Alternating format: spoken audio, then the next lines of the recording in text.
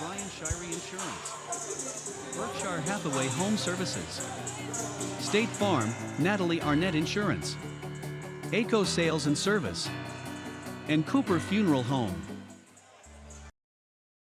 This Hub Network broadcast is brought to you in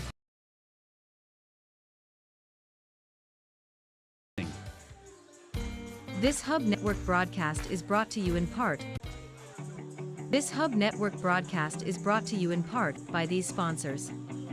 Farmers, Brian Shirey Insurance, Berkshire Hathaway Home Services, State Farm, Natalie Arnett Insurance, ACO Sales and Service, and Cooper Funeral Home. This Hub Network broadcast is brought to you in part by these sponsors. County-Wide and Son, Define Boutique, Gilbert Insurance and Tecumseh Tag Agency, Ralph's Pharmacy, and New Ideas Printing. This Hub Network broadcast is brought to you in part by these sponsors.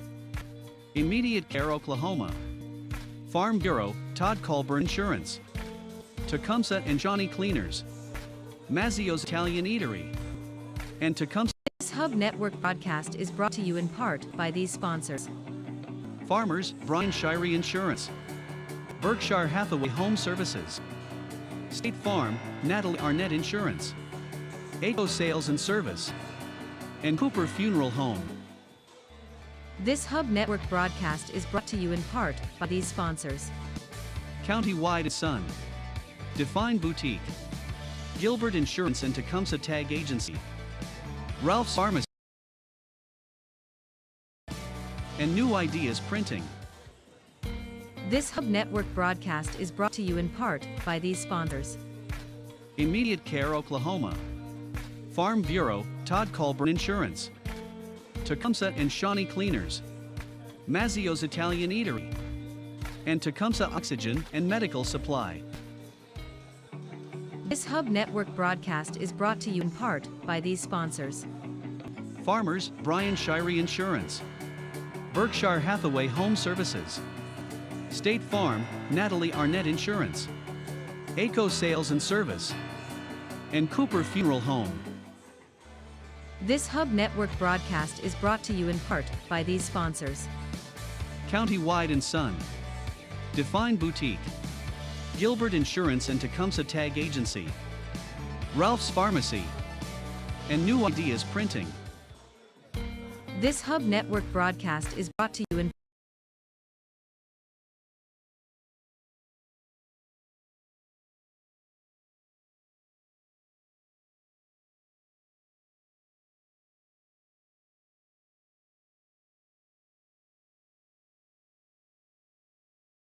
Farm Bureau, Todd Colburn Insurance, Tecumseh and Shawnee Cleaners, Mazzio's Italian Eatery, and Tecumseh Oxygen and Medical Supply. This Hub Network broadcast is brought to you in part by these sponsors. Farmers, Brian Shirey Insurance, Berkshire Hathaway Home Services, State Farm, Natalie Arnett Insurance, ACO Sales and Service, and Cooper Funeral Home. Cast is brought to you in part by these sponsors. County-Wide and Son, Define Boutique, Gilbert Insurance and Tecumseh Tag Agency, Ralph's Pharmacy, and New Ideas Printing. This Hub Network broadcast is brought to you in part by these sponsors. Immediate Care Oklahoma, Farm Bureau, Todd Colburn Insurance, Tecumseh and Shawnee Cleaners, Mazzio's Italian Eatery, and Tecumseh. This Hub Network broadcast is brought to you in part by these sponsors. Farmers, Brian Shirey Insurance, Berkshire Hathaway Home Services, State Farm, Natalie Arnett Insurance, ACO Sales and Service, and Cooper Funeral Home. This Hub Network broadcast is brought to you in part by these sponsors. County-Wide and Son, Define Boutique, Gilbert Insurance and Tecumseh Tag Agency, Ralph's Pharmacy, and New Ideas Printing. This Hub Network broadcast is brought to you in part by these sponsors. Immediate Care Oklahoma, Farm Bureau, Todd Colburn Insurance, Tecumseh and Shawnee Cleaners, Mazzio's Italian Eatery, and Tecumseh Oxygen and Medical Supply. This Hub Network broadcast is brought to you in part by these sponsors.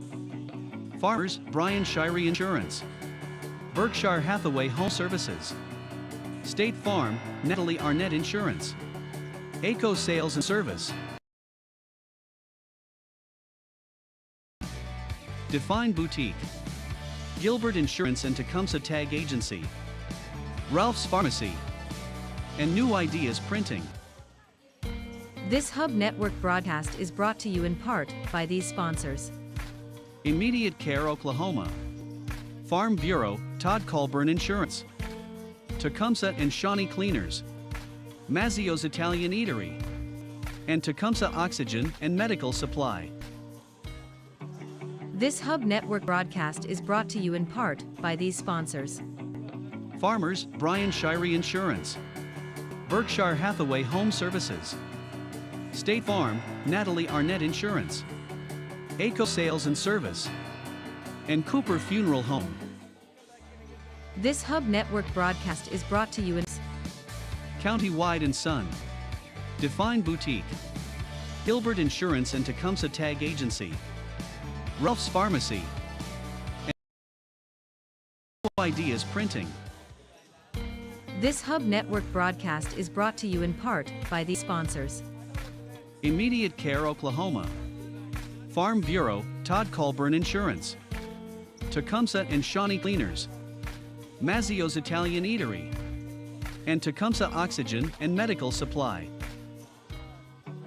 This Hub Network broadcast is brought to you in part by these sponsors. Farmers, Brian Shirey Insurance.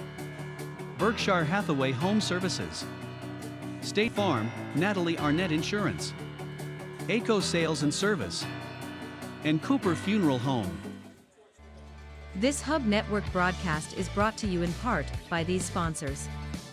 Countywide and Son. Define Boutique. Gilbert Insurance and Tecumseh Tag Agency. Ralph's Pharmacy. And New Ideas Printing. This Hub Network broadcast is brought to you in part by these sponsors. Immediate Care Oklahoma. Farm Bureau, Todd Colburn Insurance. Tecumseh and Shawnee Cleaners. Mazzio's Italian Eatery. And Tecumseh Oxygen and Medical Supply. This Hub Network broadcast is brought to you in part by these sponsors. Farmers, Brian Shirey Insurance. Berkshire Hathaway Home Services. State Farm, Natalie Arnett Insurance. ACO Sales and Service. And Cooper Funeral Home. This Hub Network broadcast is brought to you in part by these sponsors. Countywide and Son. Define Boutique. Gilbert Insurance and Tecumseh Ralph's Pharmacy. And New Ideas Printing. This Hub Network broadcast is brought to you in part by these sponsors. Immediate Care Oklahoma. Farm Bureau, Todd Colburn Insurance. Tecumseh and Shawnee Cleaners. Mazzio's Italian Eatery. And Tecumseh Oxygen and Medical Supply. This Hub Network broadcast is brought to you in part by these sponsors.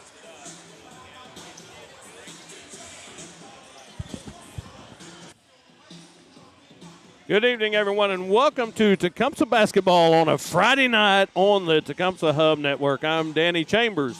The Savages and Lady Savages are hosting Bethel tonight in what should be a couple of Lady Savages are 1-0 after they beat North Rock Creek Tuesday night 53-34. Of course, North Rock Creek is 3A team, and no, they're a 4A team. I actually missed that last week. They are already in 4A.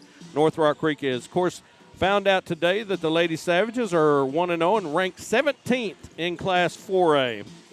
The Lady Wildcats from Bethel come in 1-0, and they are also ranked 17th, but in Class 3A.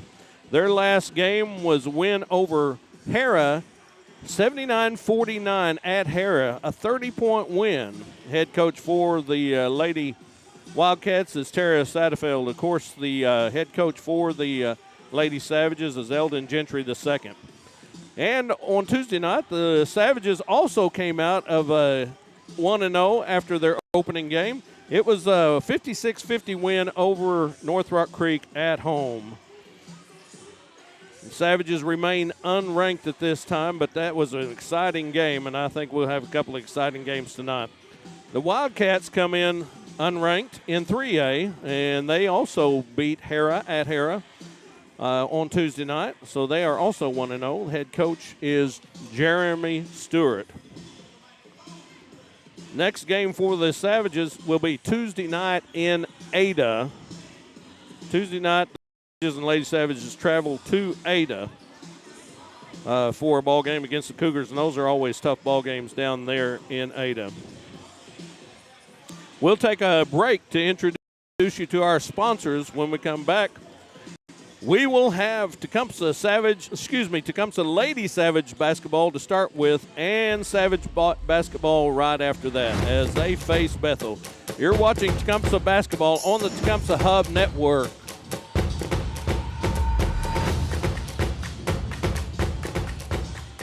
The Hub Network Tecumseh scoreboard sponsor. Cowboys Plumbing. Grabbing plumbing by the horns. There's nothing like your favorite college tee. Visit thefanstop.com now and join the College T-Shirt of the Month Club. Officially licensed tees of your favorite schools. New and unique designs exclusive for club members that make great gift ideas for the family at thefanstop.com. Welcome to Immediate Care of Oklahoma. Tecumseh Clinic located at 502 North Broadway. At Immediate Care, we meet people where they're at to provide compassionate and efficient care in an honest and respectful manner. We offer a wide range of services including x-rays, physicals, drug screens, occupational medicine, flu, strep, and COVID testing, and much more. Book an appointment online at immediatecareok.com. Come see us so we can get you better, faster. Todd Colburn, Oklahoma Farm Bureau Insurance. Little office with a big welcome. Come see us. Cowboys Plumbing, the Hub Network Tecumseh scoreboard sponsor. Cowboys Plumbing. Grabbing plumbing by the horns. There's nothing like your favorite college tee. Visit thefanstop.com now and join the College T-Shirt of the Month Club. Officially licensed tees of your favorite schools. New and unique designs exclusive for club members that make great gift ideas for the family at thefanstop.com. Welcome to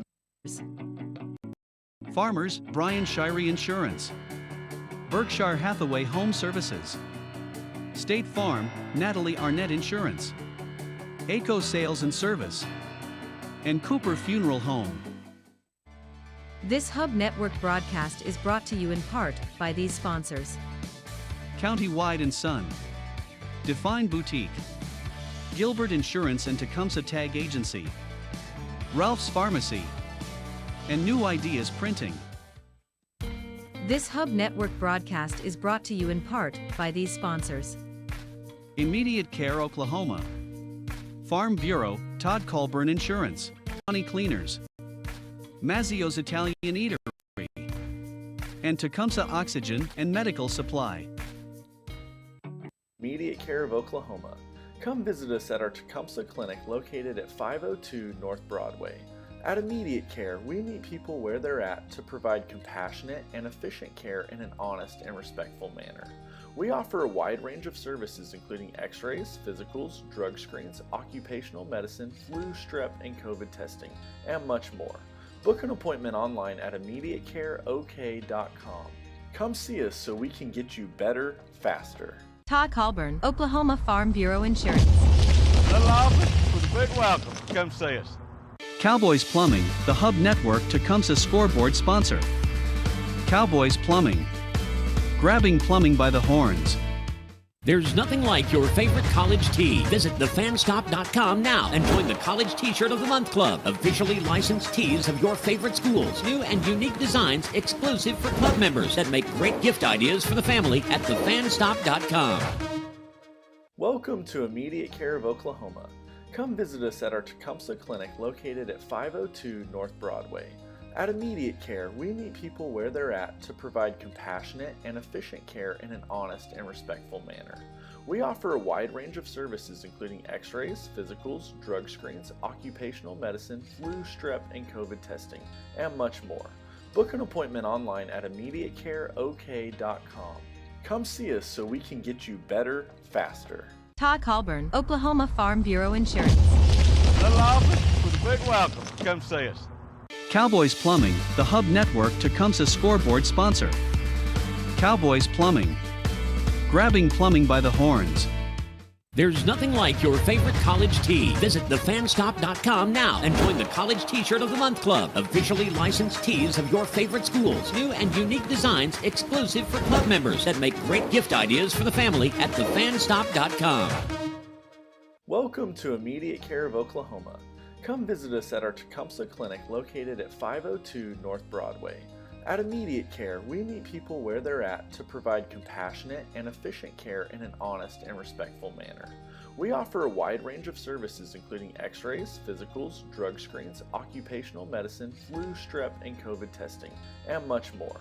Book an appointment online at immediatecareok.com. Come see us so we can get you better, faster. Todd Colburn, Oklahoma Farm Bureau Insurance. Little office with a big welcome. Come see us. Cowboys Plumbing, the Hub Network Tecumseh scoreboard sponsor. Cowboys Plumbing. Grabbing plumbing by the horns.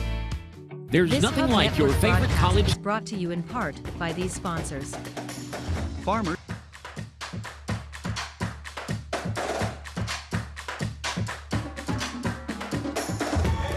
All right, welcome back to the Hub Network. Joe Kennedy here alongside Danny Chambers, and he's getting ready to do the starting lineups. We're going to starting lineups for the Tecumseh Savages.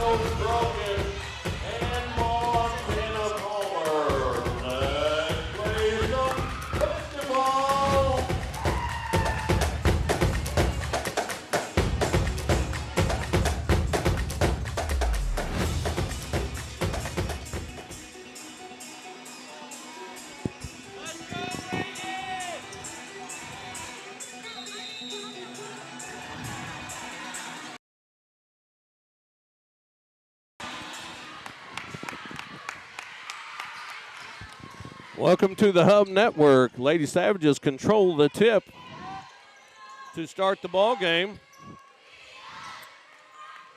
Three-pointer on the way by Warden. It's off the heel of the rim and no good. Ball goes out of bounds. We'll go to the Lady Wildcats. These are always pretty exciting and interesting and games for Tecumseh and Bethel. Of course, Bethel and Tecumseh are about 10 miles apart, so it's quite a rivalry between schools, even though they're in different classes. There's a block by Reagan Berry. Coming quickly to the other end, a three-pointer on the way by Warden. It doesn't go. Rebound by Bethel.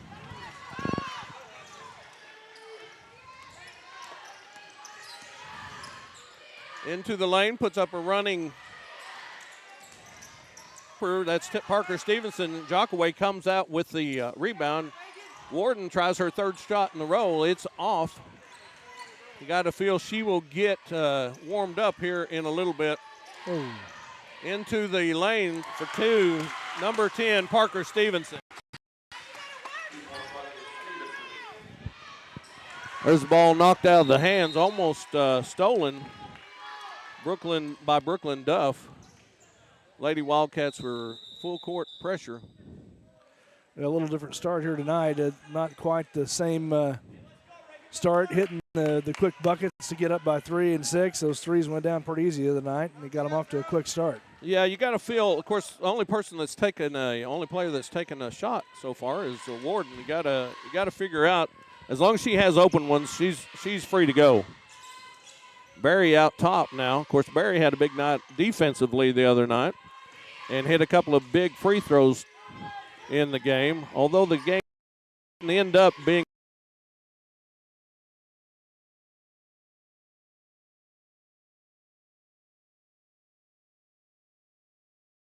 on the opening night. She just played a real solid game on both ends of the court. Good rebounding, good defense. Sammy Schweiger puts up a 3, and it's good. That's what you want to see right there. Get the hot hand and up already. That's a good sign for Lady Savages.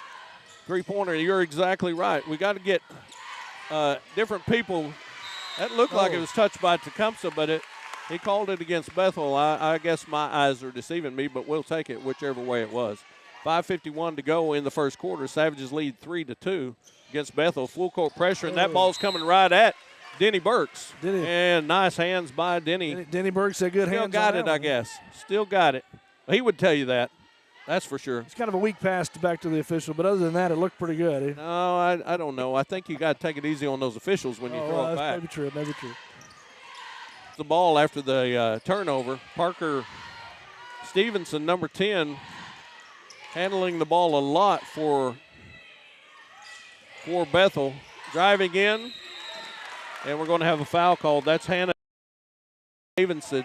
Hannah Davidson on the drive. Foul is going to be called on the Savages, Lady Savages, and that's Reagan Berry. Her first at the line to shoot is number 11, Hannah Davidson. She'll shoot 2.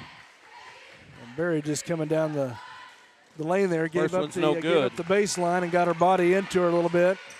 Hand straight up, but she was still moving. So.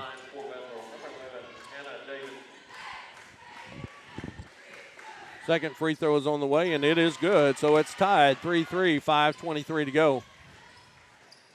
You know, I don't know that there's anybody there. Lady Savages get it down. High pass to Schweiger. Should. And a steal and a tie ball. And that will go back to Bethel. Held ball goes to Bethel. Lady Savages took the opening tip, but you can see the hustle right there by Kinsley Warden. Flying to the ball, bodies on the floor, scrambling for it. You can tell this is going to be a hotly contested game this evening. Well, I was just going to tell you, there's nobody that Bethel likes beating more in any sport than Tecumseh. And so it's become that Tecumseh doesn't like beating anybody anymore. And there's a three-pointer by Davidson. Three-pointer, Davidson.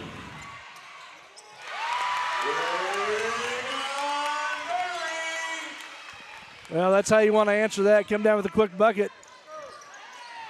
Barry gets them back to within 1, 6-5. Bethel leads, 4:39 to go in the first quarter. There's another three-pointer on the way. It's off the rim. And going up to get it is Schweiger, and she's tied up. That ball will go over to Tecumseh on the change. 6-5, Lady Wildcats lead the Lady Savages here early, and there's lots of action. Hasn't been quite as much scoring as there was early in that North Rock Creek game, but there's plenty of action. Having to break the press every time. Schweiger successfully gets down. Shot on the way, no good. And picking it up, putting it back in is Warden. Warden, good position on that, good rebound. Barry right there as well. Nice putback. 7-6, Lady Savages take the lead. Savages aren't playing full court pressure, but they are playing man defense. There's a three-pointer on the way by Stevenson, and it's good. Yeah, kind of an uncontested three-pointer out there. They're going to have to get a hand in her face. Well, they definitely can. We're going to have a foul called on Bethel, I believe. They were trying to get for the steal. Blue, 21. That foul is going to be on number 21, Josie McGehee. So we're tied at 1 on the scoreboard with fouls for each team. The Lady Savages trail 9-7. And when I saw the score from Bethel and Hera the other night, and Bethel beat Hera by 30 points. Wow. That was that opened my eyes a little bit. Three-pointer on the way, no good, and it goes off at Tecumseh and out of bounds. That was Jaden Wilson for the three, and she missed everything. Checking into the ball game for the Lady Wildcats, number 24, and I don't have a 24, so I can't call her name. Not sure who that is. I didn't. The roster I have doesn't have 24 on it, so we won't be able to tell you who that is. Well, speaking about Bethel, and at least tells you that they're a good offensive team. They can put points on the board, and we don't know much about Hera this year either. But no, we don't. But Hera's usually pretty good. Now they've been down a little bit in the last couple of years, but that's comparative to state finals runs. The ball goes out of bounds off of Tecumseh. Oh, and there was a foul called. Inside the paint, makes it 11-9. Stevenson drives again, and she puts it up and in. Stevenson with the point bucket. Well, that could have been a collision, and it could have been a steal. Schweigert puts it up. It goes in and out. Warden picks it up, has it taken away. Quickly the other way goes Bethel. Left-handed layup, no good. They get the rebound, and there's Lady Savages, Sammy Schweigert. A lot of action there, the Bethel Lady Wildcats. Sorry, that was we just showed the replay of that. I had the audio on. That's my bad. I got you. But it is showing that replay there, that foul.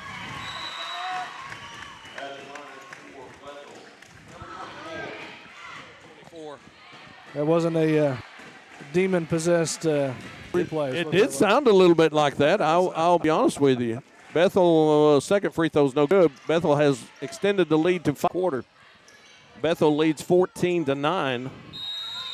Shot is up, and it's good. They're going to say it was good, and Wilson gets 2, and she'll go to the free throw line for the and one.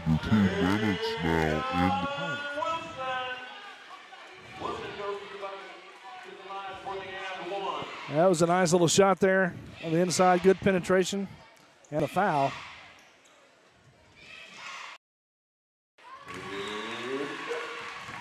And the free throw is good. That brings them back to within 4, 15 to 11.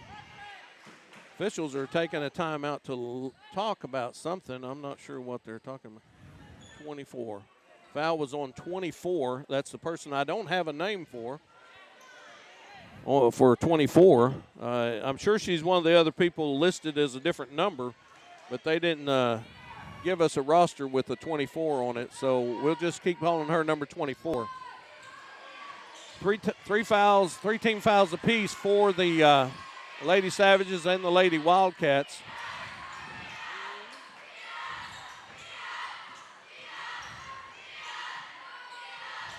This is the longest it's taken for somebody to take a shot all night. I kind of got a little breather there. 1 minute and 30 seconds left to go, and there's a travel on number 21. That's Josie McGehee. She traveled, tried to take a stutter step, but you can't take a stutter step in basketball.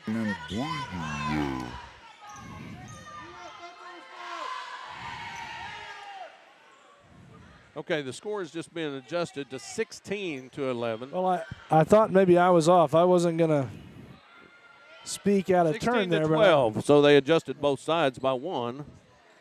16-12.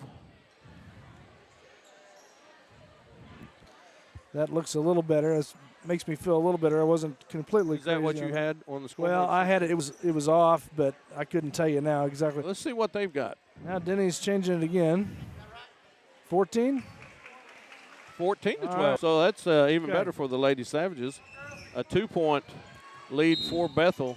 Sometimes, you know, when you're when things are happening real fast, sometimes you can push the wrong side. It's points. There's 3-pointer on the way by Warden, and she misses again off the heel of the rim. Rebound quickly by Stevenson. Stevenson cut off by Jockaway. There's a three-pointer on the way, no good. And coming down with rebound is Warden. Warden is still hustling. She hasn't made a shot yet, but she's still hustling, puts it up and in. You spoke too soon, Danny. That was a nice take the contact and put it in. I'm surprised there wasn't a foul called there. That was a reverse jinx on me. That foul going to be called on Sadie Boatman, who is into the ball game for the Lady Savages. Didn't see her come in earlier. And we got a couple of Lady Wildcats coming in. Number 11, Hannah Davidson, back in, and number 15 is Cassidy Day. Checking back into the ball game for the Lady Savages is Reagan Berry and number 23, Emily Gage.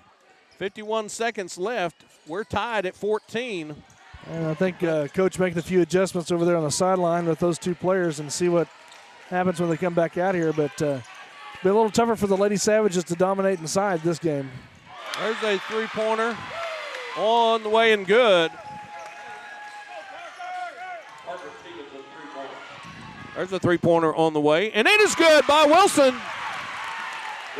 Wow, that's exactly how you want to answer that. For Tad coming down the court, answer him back, and then step it up on defense.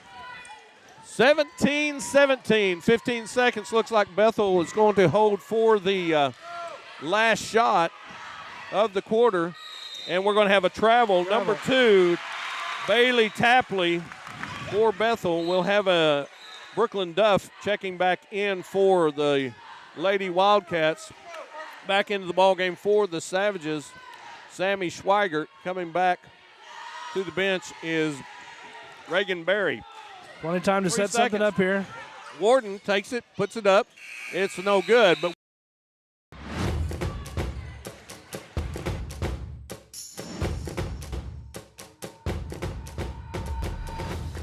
Visit thefanstop.com now and join the College T-Shirt of the Month Club. Officially licensed tees of your favorite schools. New and unique designs exclusive for club members that make great gift ideas for the family.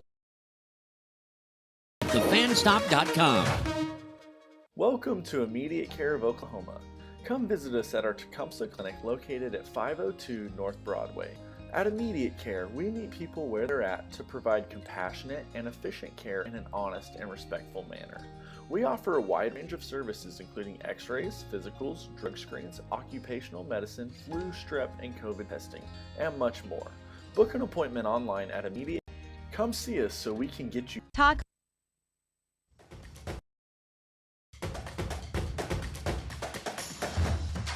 welcome back to Tecumseh. We're tied 17-17, Bethel and Tecumseh ladies. As we start the second quarter, it's been a lot of action for the Lady Savages and Lady Wildcats. The Lady Wildcats will get the ball to start the second quarter. Yeah, a lot of back and forth in that first quarter there, and looked like maybe Bethel's going to try to pull away, but Tecumseh stayed right with them. Lady Savages stayed right with them. There's a pick. Stevenson driving to the bucket, and the ball's knocked out, and it will stay with the Lady Wildcats. Berry making a quick move down the lane to keep up with that. Clock is still running. There we go. They get it back in to Stevenson. Stevenson is there all around. There's a three-pointer on the way, and it is good. That's number 11, Hannah Davidson. Yeah, that was a too, and she smoothly just put that one right in. 20-17, the Lady Wildcats take a three-point lead her early in the second quarter. Warden goes in, close, puts it up, and in. The bucket was good. I tell you what, for you younger players out there, that's exactly how to post up. Square your shoulders up and bank it in. That was a nice interior play there by Warden. Checking back in the ballgame for the Lady Savages is Serenity Jocko. The Lady Wildcats is shaking up a little bit. Free throw on its way, and it's no good. Bethel leads 20-19 early in the second quarter. They've got Warden back on Davidson. Ball thrown in underneath the bucket, and it's good by Josie McGehee. That makes the lead 22-19, 3-point lead for the Lady Wildcats. Ball is thrown away, and now we're going to have a foul called on the Savages trying to get the ball back. And I believe that's going to be on Jockaway. Foul is called on Serenity Jockaway. That gives the Lady Savages 5 team fouls back into the ball game for the Lady Savages, Chrissy Boatman. And that's the second foul on Jockaway here at 6:54 mark in the second quarter. So she will go to the bench for a while. And Boatman will take her place.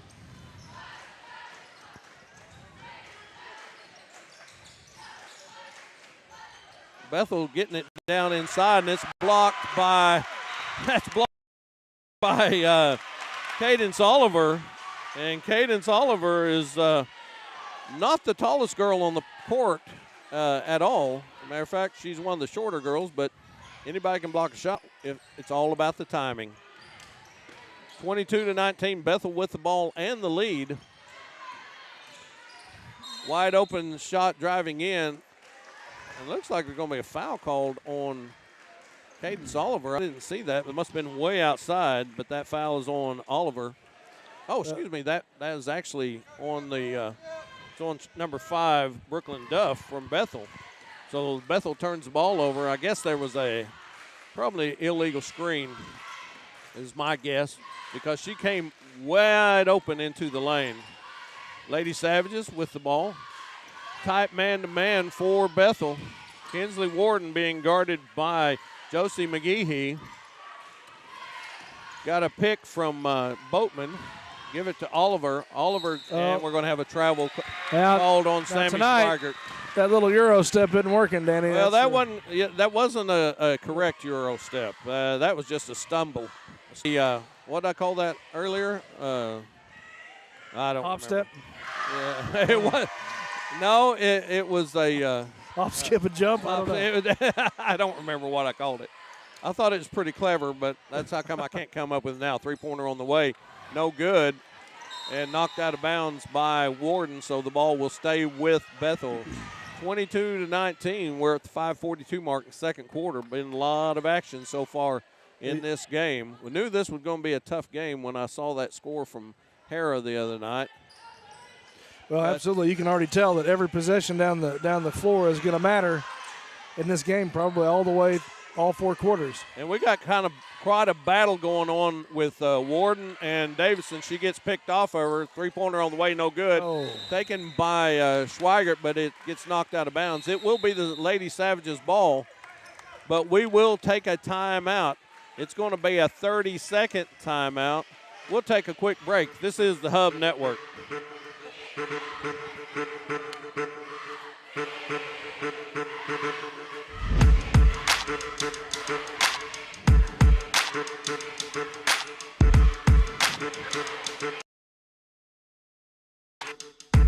Brian Shirey Insurance, Berkshire Hathaway Services, State Farm, Natalie Arnett Insurance, ACO Sales and Service, and Cooper Funeral Home.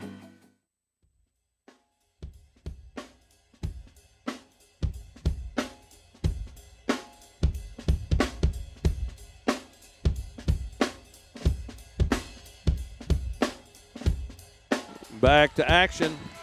The Lady Savages trail by 3, 22-19. It was all tied 17-17 after the first quarter. See Boatman. Oliver, Barry inside, gives it off to Wilson. Wilson drives up, puts in a layup, and it's good. Nice penetration by Wilson down the lane right there, going right to the bucket, laying it in nicely.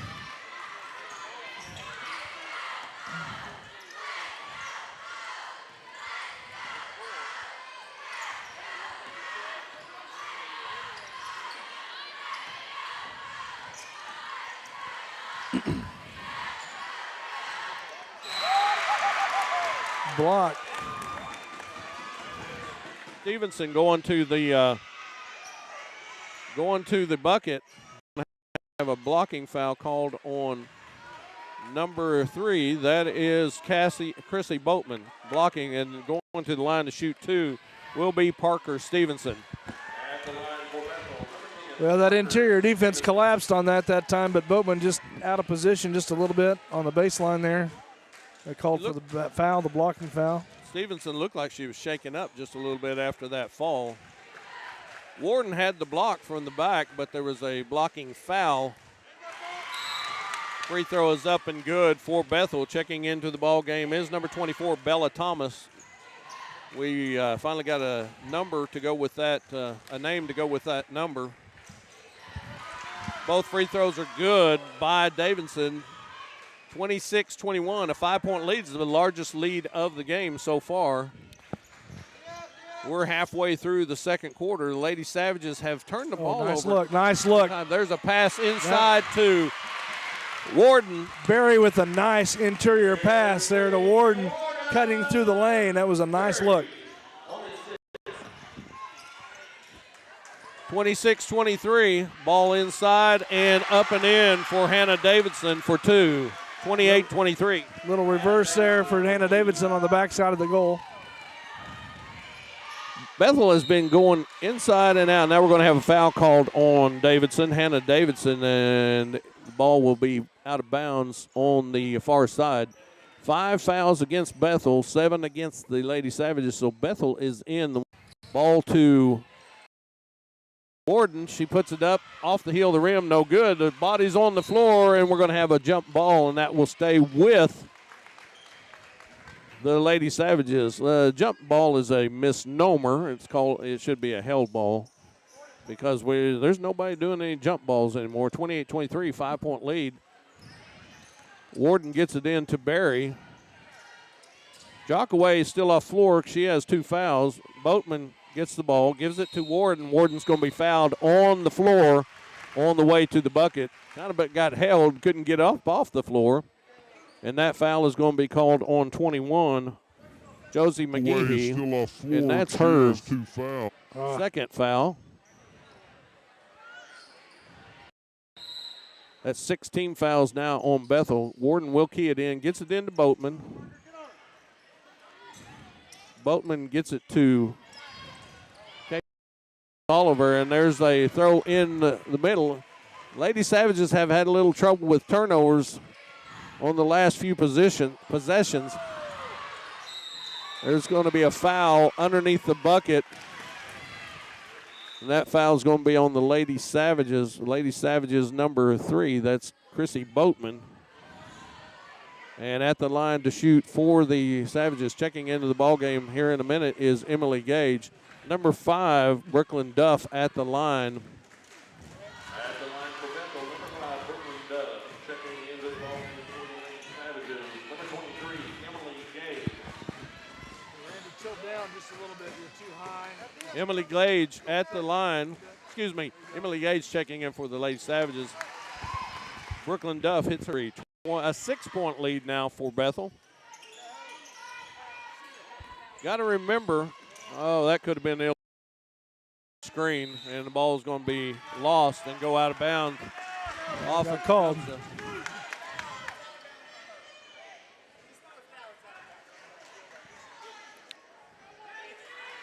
We have a conversation going on with Coach Gentry and the official. The ball does go to Bethel, leading by 6, 29-23. It's the ball game. I have a friend that used to say it's all hair, teeth, and eyeballs here. And there's a lot of scrap. There's a long three-pointer on the way, no good. Rebound by Bethel. Parker Stevenson with the ball out on the left wing. Three-pointer on the way by Stevenson, and it hits nothing, goes out of bounds. So it'll be Lady Savages ball, trailing by 6. Lady Savages have to take better care of the ball. There's three-pointer on the way by Warden. It was off the front of the rim. It was a long ways out. We're going to have a timeout taken by Bethel. It's taken by Bethel. It is a 30-second timeout. We're going to take it with them. This is the Hub Network.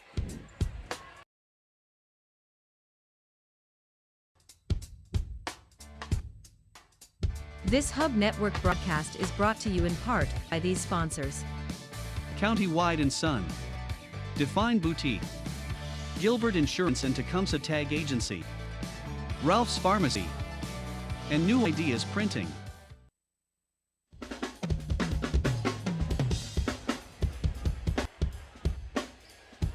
Welcome back to Tecumseh after the timeout taken by Bethel. Each team has taken one timeout now. Bethel still leads by 6, 29-23, and it is Bethel's ball on the Tecumseh end.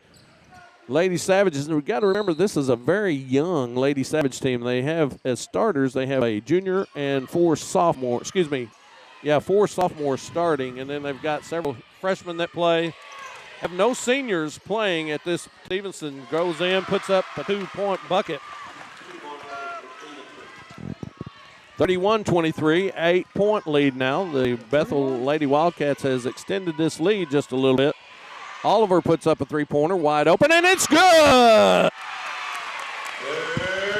Oliver getting in the books with a nice 3-pointer right there to tighten it back up a little bit.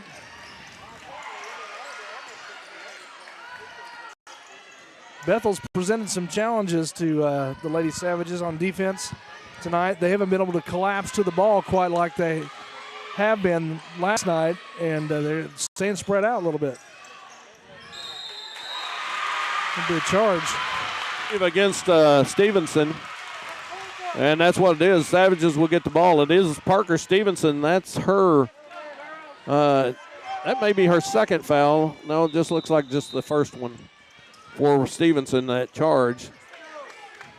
The Lady Wildcats now have 7 fouls, so both teams in the bonus. 26 for the Lady Savages, 31 for Bethel. 5-point. Barry goes it inside. Now she needs to get rid of it. Jaden Wilson took a stutter step, gets out. Warden with the ball. And we're going to have a foul called on Stevenson again, I believe. She doesn't like that, but I believe it's going to be the Lady Savages ball, and they'll go to the line, shoot 1-1. I think that's Warden. Foul is called on Bethel's number 10, Parker Stevenson. She thought she got shoved, but at the line for Tecumseh is Kinsley Warden. At the line for the Lady Savages, 25, Kinsley Warden. Warden at the line to shoot. First one is up and no good, so she won't get the bonus. 31-26. Got to have those free throws when you get a chance in a tight game like this. And there's a travel. She caught the ball and then hopped. Did number 2, Bailey Tapley, checking in the ball game as number 24, Bella Thomas. We're under a minute now. Lady Savages have the ball. 31-26. The Lady Wildcats leading in this exciting, hard-fought ball game.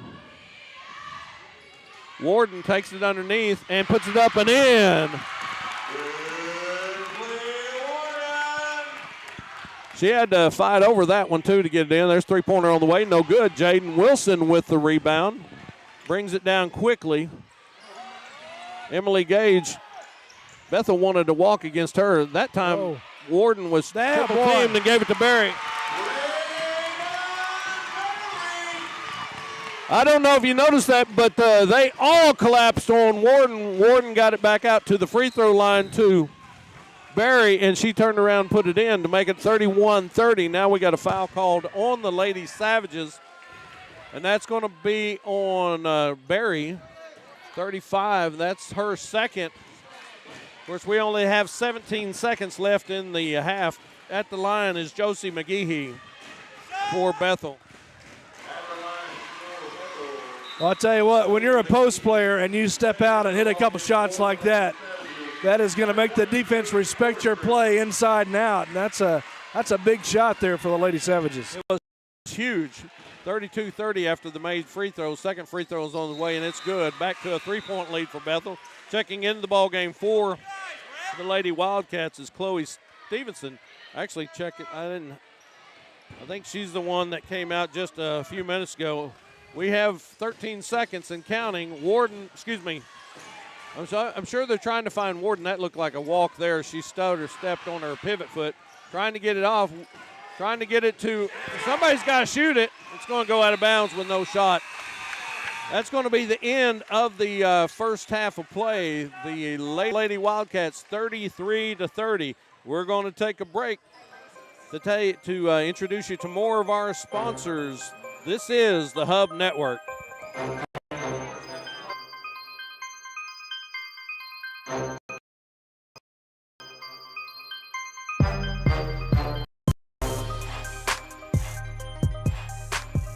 Auburn, Oklahoma Farm Bureau Insurance. Little office with a big welcome. Come see us. Cowboys Plumbing, the Hub Network Tecumseh scoreboard sponsor. Cowboys Plumbing. Grabbing plumbing by the horns. There's nothing like your favorite college tee. Visit thefanstop.com now and join the College T-Shirt of the Month Club. Officially licensed tees of your favorite schools. New and unique designs exclusive for club members and for the family at thefanstop.com. Welcome to Immediate Care of Oklahoma. Come visit us at our Tecumseh Clinic located at 502 North Broadway. At Immediate Care, we meet people where they're at to provide compassionate and efficient care in an honest and respectful manner. We offer a wide range of services including x-rays, physicals, drug screens, occupational medicine, flu, strep, and COVID testing, and much more. Book an appointment online at immediatecareok.com. Come see us so we can get you better, faster. Todd Hall.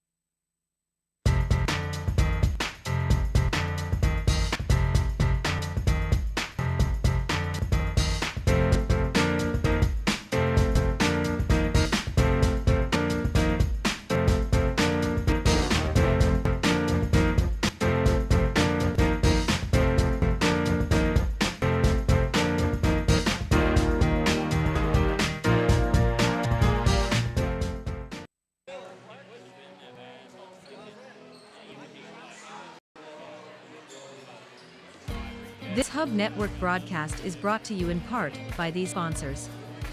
Immediate Care Oklahoma, Farm Bureau, Todd Colburn Insurance, Tecumseh and Shawnee Cleaners, Mazzio's Italian Eatery, and Tecumseh Oxygen and Medical Supply. This Hub Network broadcast is brought to you in part by these sponsors. Farmers, Brian Shirey Insurance, Berkshire Hathaway Home Services, State Farm, Natalie Arnett Insurance, ACO Sales and Service, and Cooper Funeral Home. This Hub Network broadcast is brought to you in part by these sponsors. County-Wide and Son, Define Boutique, Gilbert Insurance and Tecumseh Tech Agency, Ralph's Pharmacy, and New Ideas Printing. This Hub Network broadcast is brought to you in part by these sponsors. Immediate Care Oklahoma, Farm Bureau, Todd Colburn Insurance, Tecumseh and Shawnee Cleaners, Mazzio's Italian Eatery, and Tecumseh Oxygen and Medical Supply.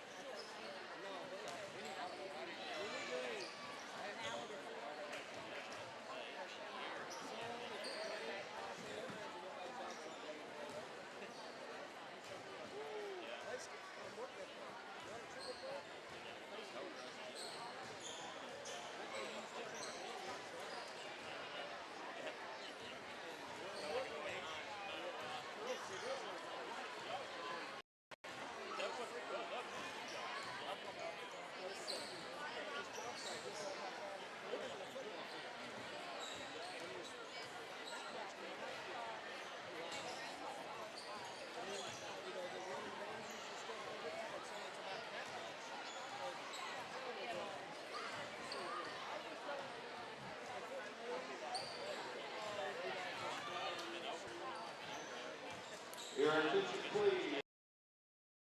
Your name is called.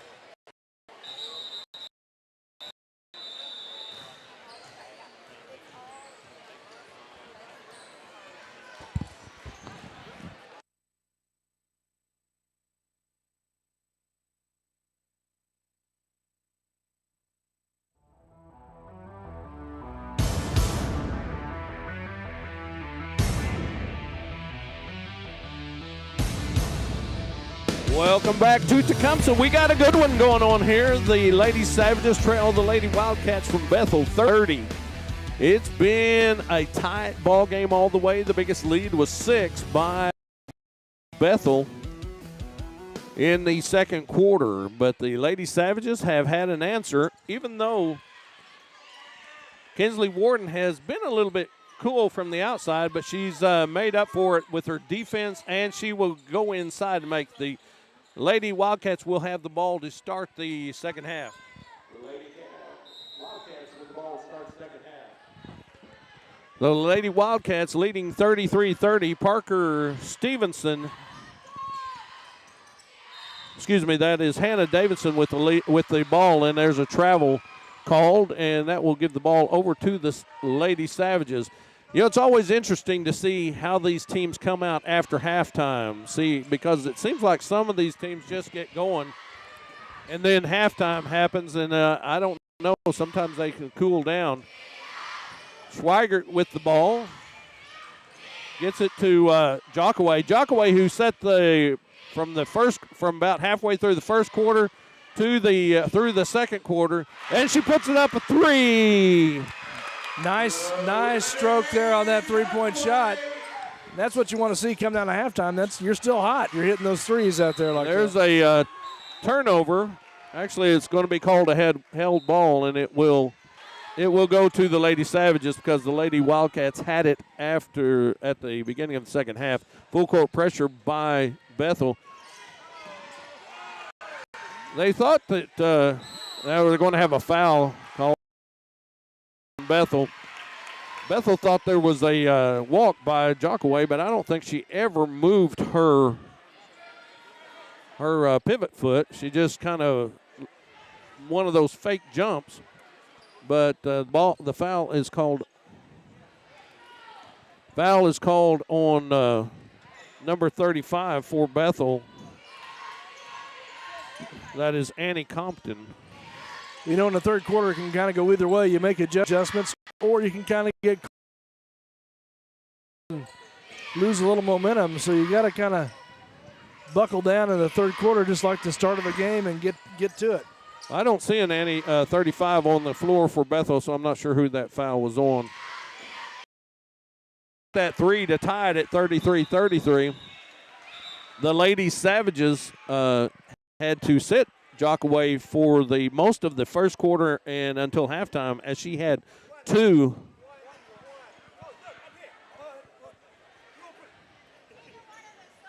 I think everybody was confused about the foul. It was on number 11 for Bethel. That's Hannah Davidson is who the foul was on. But Jockaway, after setting for most of the half, came out and fired up a three-pointer, and it was good. She fired up another one that just barely missed. But she's big to have back on the floor.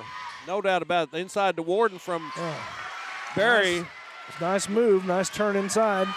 Rebound by Stevenson, and she drives all the way down. She's going to be fouled, and she fouls the ref. I think he took that pretty well. So that's going to be a foul on. That's going to be a foul on number 12 for the Lady Savages. That's Schweigert. At the line is Parker Stevenson to shoot free throws.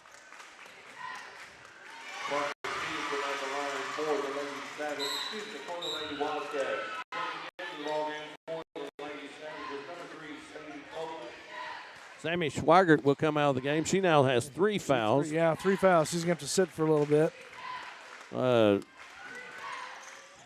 Davidson puts it up and in, and they regain the lead, 35-33. We could be flirting with some trouble by the Lady Savages. And we know they're deeper than we thought they might be. There's Barry on the way. It's good for a 2-pointer.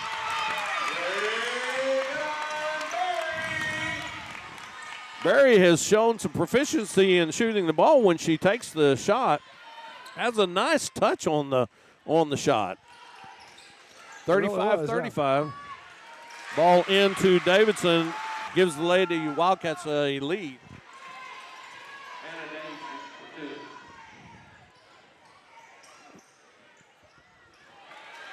Ball goes to the backcourt and driving in. Davidson misses it. We got people on the floor, and the ball is going to go to Tecumseh. I think it's going to call. It must be going to call a foul on the Wildcats. That is going to be on number 5, Brooke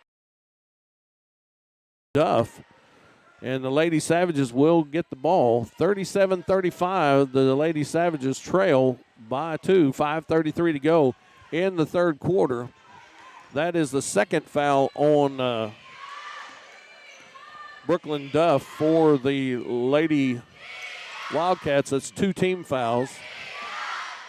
Ball inside to Warden. She throws it up over her shoulder and no good. And Bethel gets the rebound. We're going to have a foul called on Warden. Warden is fouls after missing that shot. You know, sometimes your shooters are just not quite there, and that was not a good-looking shot over her shoulder. I think she was almost expecting the contact there as she turned inside. I think you're right. That's her first foul, which is the good thing. It's only one foul. Lady perimeter.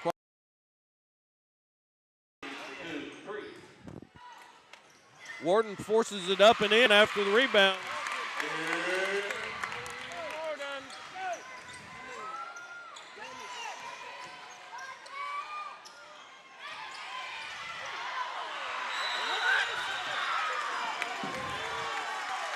Bodies all over the floor there. I'm not sure what that call was. Just an out-of-bounds call, I guess. Number 15 checking in for Bethel. That's Cassidy Depew. They wanted some contact there, but didn't happen. There's a shot off the inbound pass, no good.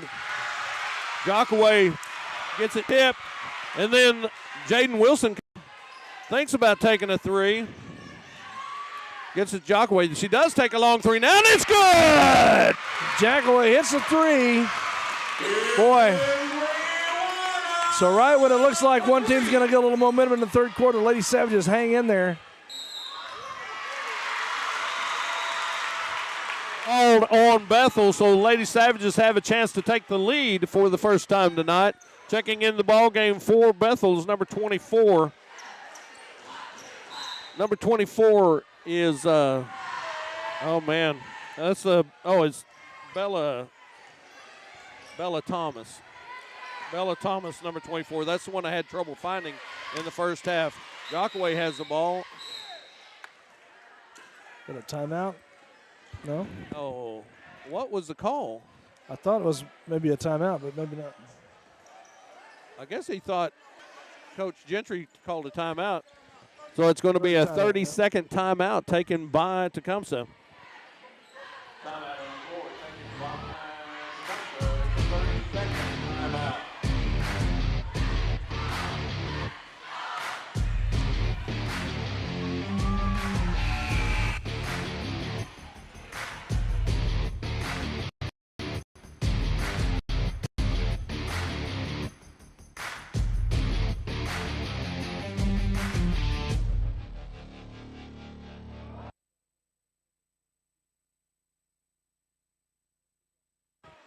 Welcome back. We're tied 40-40.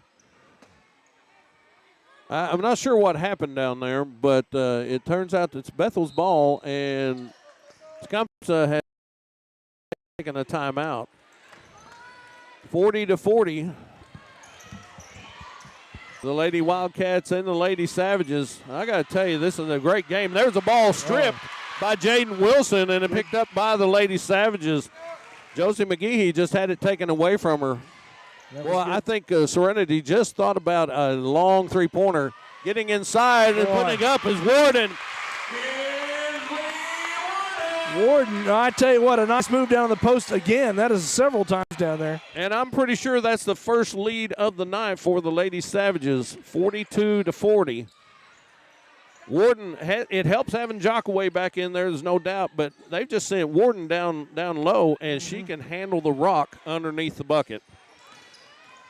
There's a drive to the bucket, and I don't know who called. Well, that would look like a phantom foul to me. There wasn't anybody within 5 feet of her. I didn't see that, but that's going to be called on Boatman. And going to the line to shoot two will be number 11, Davidson. At the line to shoot 2:59 to go in the third quarter. Davidson, first one is up, and it's off the heel of the rim, no good. Checking in ball game for Bethel is number 15. Number 15, Cassidy Depew. And checking into the ball game for the Lady Savages is number 5, Cadence Oliver. Second free throw is good.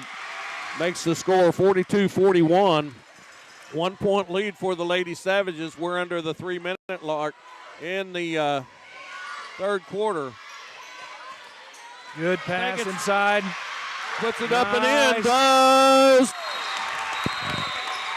I tell you what, Barry has had some very good looks inside. That's the second time tonight I've seen a great interior pass that led to points for the Lady Savages. Nice job by Barry.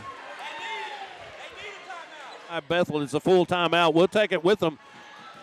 This is the Hub Network.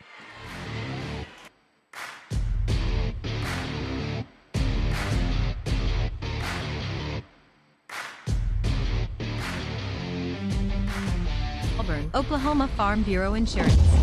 Little office with a big welcome. Come see us. Cowboys Plumbing, the Hub Network Tecumseh scoreboard sponsor. Cowboys Plumbing. Grabbing plumbing by the horns. There's nothing like your favorite college tee. Visit thefanstop.com now and join the College T-Shirt of the Month Club. Officially licensed tees of your favorite schools. New and unique designs exclusive for club members that make great gift ideas for the family at thefanstop.com. Welcome to Immediate Care of Oklahoma. Come visit us at our Tecumseh Clinic located at 502 North Broadway. At Immediate Care, we meet people where they're at to provide compassionate and efficient care in an honest and respectful manner. Savages have gained a 3-point advantage. Bethel will have the ball coming out of the full timeout.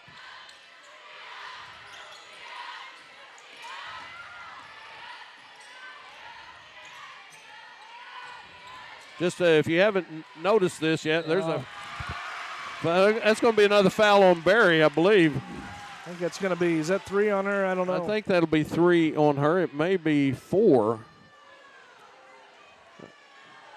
Couple calls went to 35, that's on Barry. And we'll see who that is. At the line to shoot is number 11, Hannah Davidson.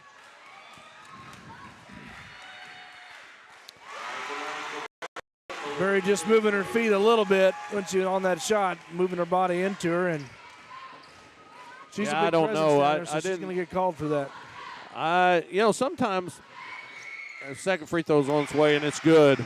Sometimes the larger ladies and the larger men, they get called for fouls that sometimes aren't there. Well, that's very true. Because smaller players run into them. There's a steal by Bethel. Oh. Layup is missed. Bethel gets the rebound. 2:10 to go in the third quarter. 44-43, a 1-point lead for the Lady Savages. Driving to the bucket is McGehee. McGehee puts it up. She's going to be fouled, and she'll go to the line to shoot 2. Well, I don't know if that is going to be on Cadence Oliver, and at the line will be Josie McGehee. First free throw is on its way, and it is no good. Lucky that Oliver got that call. They could have probably called that on Barry, but didn't call. That's her first foul. That's the 5th team foul for the Lady Savages. The second free throw is good, and that ties the ball game 44-44. We're at the 2-minute mark in the third quarter. Boy, and let me tell you, you're getting your money's worth out of this game, and if you're watching on the Hub Network, you don't have to pay a dime. Free throw. Easy to get your money back on that, isn't it, Danny? Bethel stepped out of bounds after getting the rebound. Warden shot went in and out. I mean, it looked like it's going in. She just hasn't been able to hit much from outside. She gets it into Barry. Barry gets it over to Jockaway. And they find Warden. You know, even though she hadn't hit much from outside, they're still putting it on. There's Oliver for 3. No good. Fouled from behind. Wow. That's going to be the 6th team foul on Tecumseh. I don't know, was that on? That's going to be on number 0, Jaden Wilson. And going to the line to shoot will be Hannah Davidson. First free throw on its way, and it is good.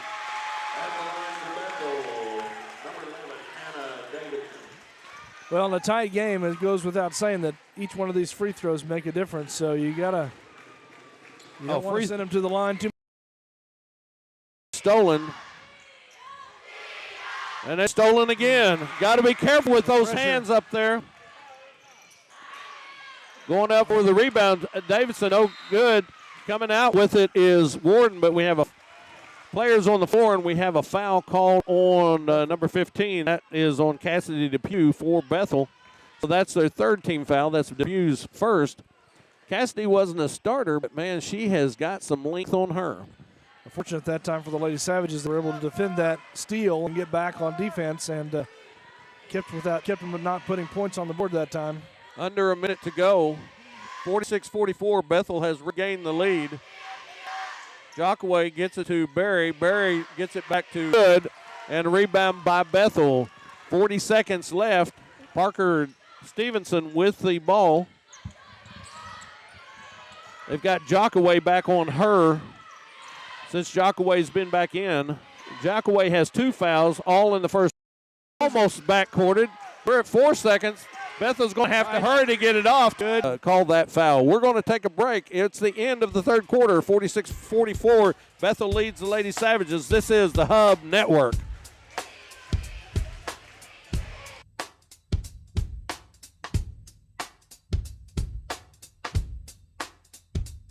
Colburn, Oklahoma Farm Bureau Insurance.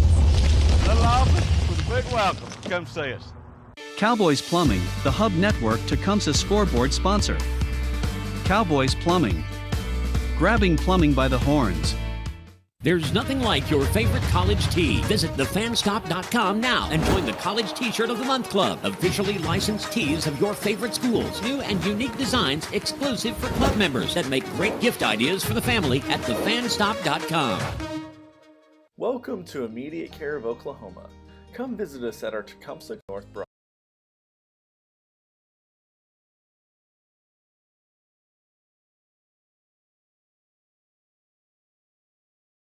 Come see us so we can get you better, faster. Bethel will have the ball to start the fourth quarter. Seems like Bethel has had it to start every quarter. Not sure how that, well, I know how it happens, but it's just strange to have the same team start every quarter. There's a running jumper by McGehee, puts it up and in. Lady Savages now trail 48-44. Three-pointer on the way by Wilson. No good. Barry gets it, puts it back up. No good. Bethel with the fights for the rebound and gets it. 7:30 to go here in the fourth quarter. 4-point lead for Bethel. And there's a tip by Warden. Drive in, puts it off the glass, and good. Nice looking pull-up little jumper there, 2-foot jumper. And a nice job on the steal and fast break back on the court. There's a shot. Up and in by Parker Stevenson. That makes it 50-46. A lot of action going on here, and I will tell you, we can't have much better ball games to start the season than against North Rock Creek and Bethel. Action-packed, that's for sure. And there's a turnover by the Lady Savages, and if anything has really gone wrong for the Lady Savages, it's been turnovers. There's a layup miss.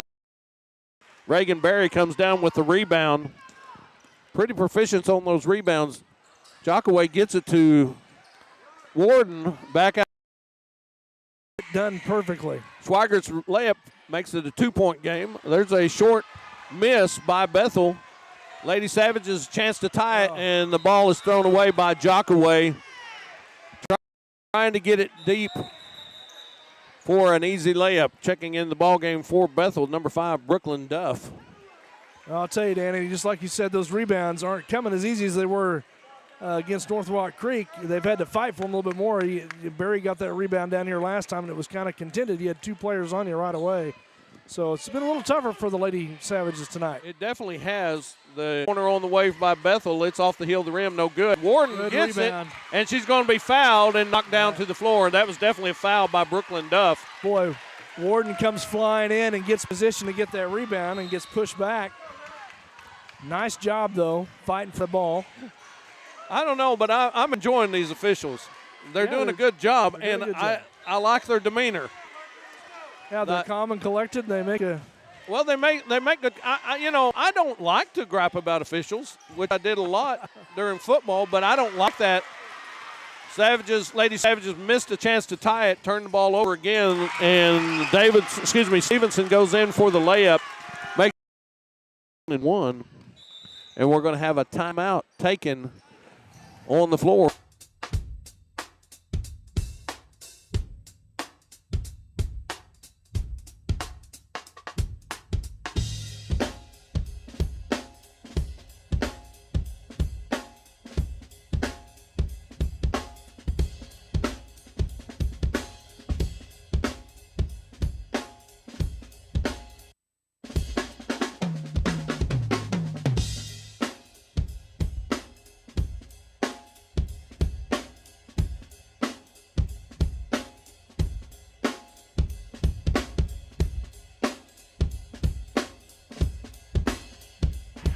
Welcome back.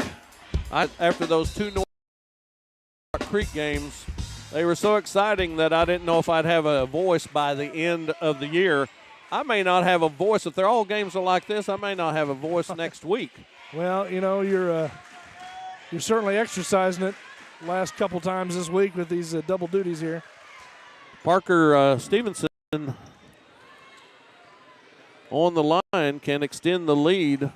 Bethel leads 52-48. And it's good. That was Warden's second foul, so she's okay as far as the foul trouble. But now Bethel is in the bonus for the rest of the game. Bethel only has 4 fouls, so the Lady Savages are a ways away from being in the bonus. 54-48, 6-point lead for Bethel. Now it's a 8-point lead.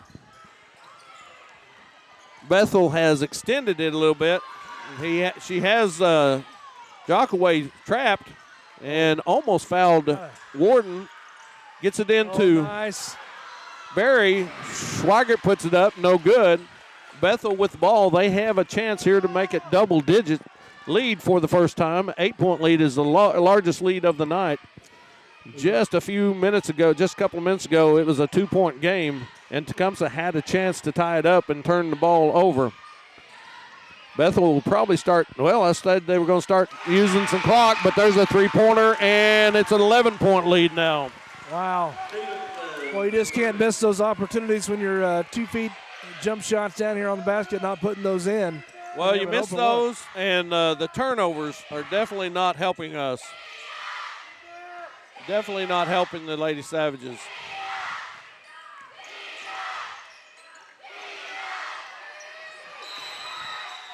We're going to have a 3-second call in the lane. Yep. 3 seconds. Ball. That's another turnover. I believe that's been the biggest problem for the Lady Savages tonight is the turnovers. Well, I just think that they've had way too many turnovers to keep it close. Yeah, this aggressive defense is kind of. And now there's a 2-point bucket by McGehee. And that's going to be a 61-48, 13-point lead for the Lady Wildcats. We're going to have a timeout taken by the Lady Savages. It's a full timeout. We'll take it with them. This is the Hub Network.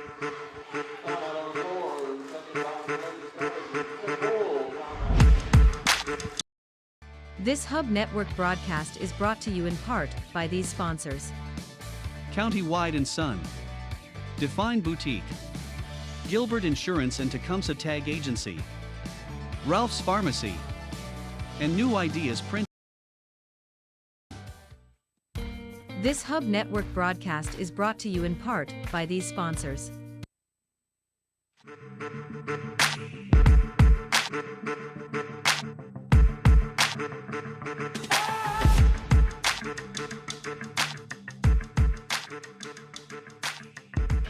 Welcome back. The Lady Savages also seem like they're a little bit out of gas.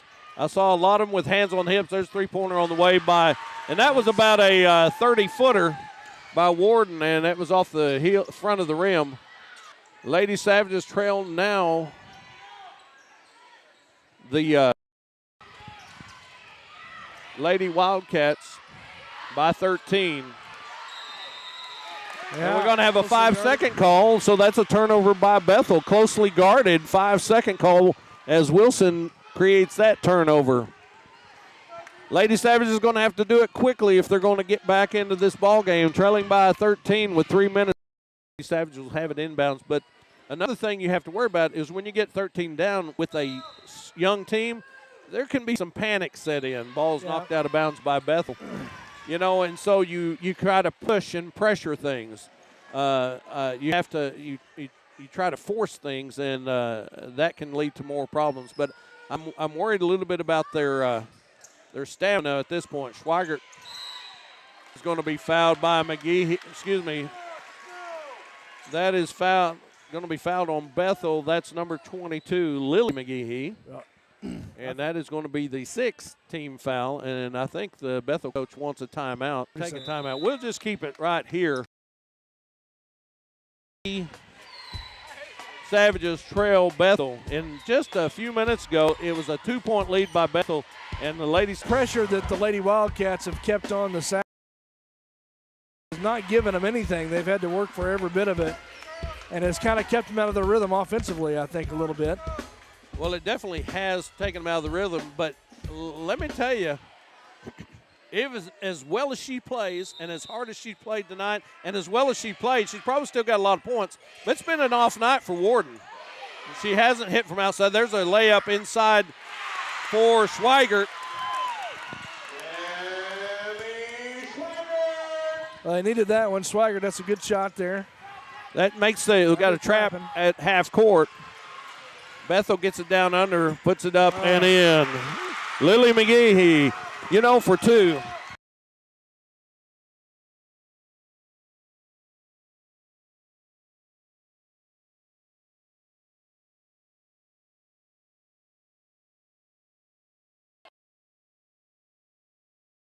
Yeah, that changes your defense drastically when you're trapping out high and you don't have as much coverage down interior, and you've got Barry's got to cover a lot of territory down there.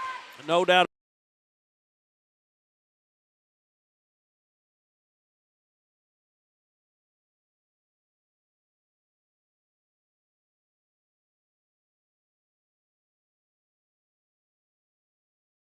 Tries to get it back in, and it's going to go off of Bethel, and Jockaway ends up on her belly. But it will be Lady Savage's ball underneath. That's the next best thing if you miss the free throw to get that rebound. Absolutely. 63 to 50, 13-point lead. Warden trying to get it in, and it's tipped by Bethel, and it's turnover. Parker Stevenson goes up, and she's Jaden Wilson. She'll go to the line to shoot two. 2:10 left in the game, and Bethel has a 13-point lead. They're calling that on Wilson.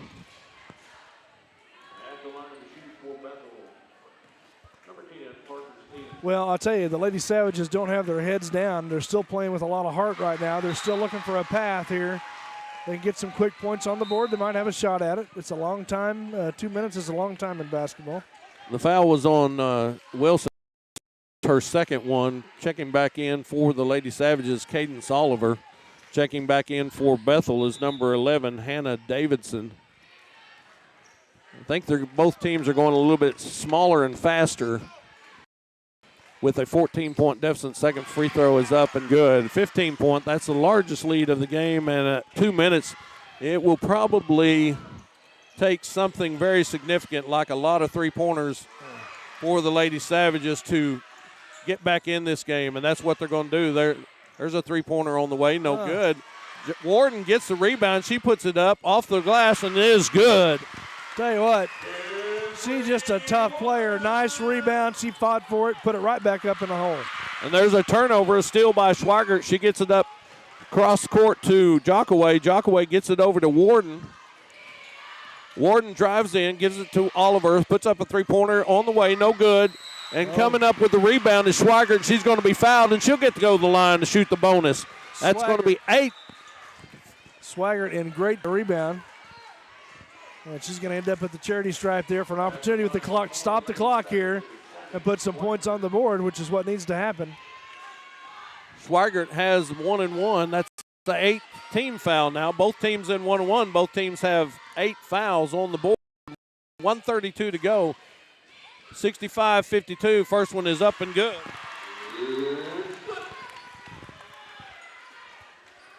Schweigert hits the first one, makes it a 12-point lead. She can narrow it down to 11 with a minute and a half to go, but the Lady Savage is going to have to get some free throws. Excuse me, some three-pointers. Well, she made as much out of that as she could there. Full court pressure now for Bethel. McGehee gets it stolen by Warden. Warden quickly the other way, and I don't believe she's going to stop. It gets popped out of there by Davidson, but the Lady Savages will have the ball. 1:18 to go, and we're going to have a timeout taken by a full timeout. We're going to take it with them. This is the Hub Network.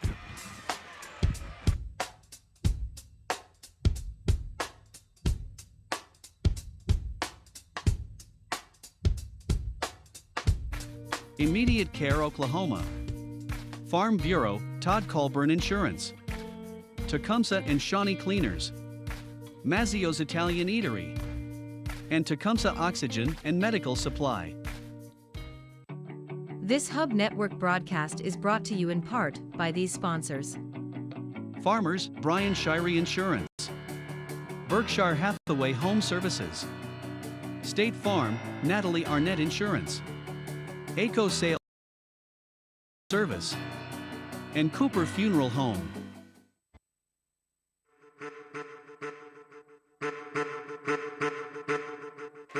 Welcome back. 65-54, 11-point lead for Bethel over the Lady Savages. They just slowly extended that lead in over the fourth quarter, and the Lady Savages trail by 11. Lady Savages will inbound after that last foul. Warden inbounds for the officials, and there it goes. Gets it to Jockaway. Jockaway puts up a three-pointer off the front of the rim and no good. Rebound by Bethel. Lady Savages is going to have to foul now. They don't have any choice but to foul. And we have a tumble on the top. There's a three-pointer by Bethel. No good. Oh, Davidson. And we're going to have a foul by Warden. And going to the line will shoot a 1-and-1 will be Davidson. Yeah, that's tough when you get to this point. That's the only choice you have is to commit the foul and hope that they miss the one-on-one opportunity. You can get the rebound and get back down the court. Well, and I think they missed a couple of fouls in the back court, and they had a chance. There's the 66-54. 1 minute exactly left to go in the ball game. 12-point lead for the Lady Savages. I believe. I don't know. I saw Bethel play a couple of times last year against Tecumseh, and I'm pretty sure this is quite a different team. They lost some seniors, but I think they've had some move-ins too. Their three-pointer on the way, and it's good. You needed that. Hopefully it's not too late, but that sure helps. Every one of those help.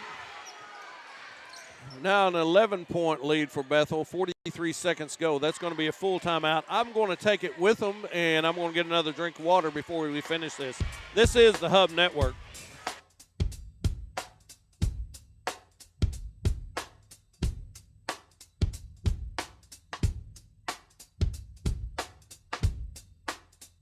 Todd Colburn, Oklahoma Farm Bureau Insurance. Little office with a big welcome. Come see us.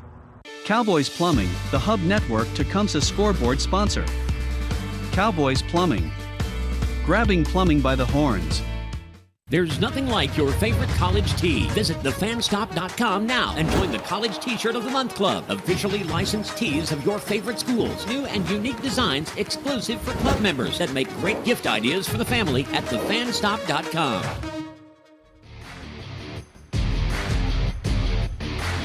Well, I got to tell you, I haven't mentioned this before tonight, but as it always is with Tecumseh and Bethel, there's a huge crowd here.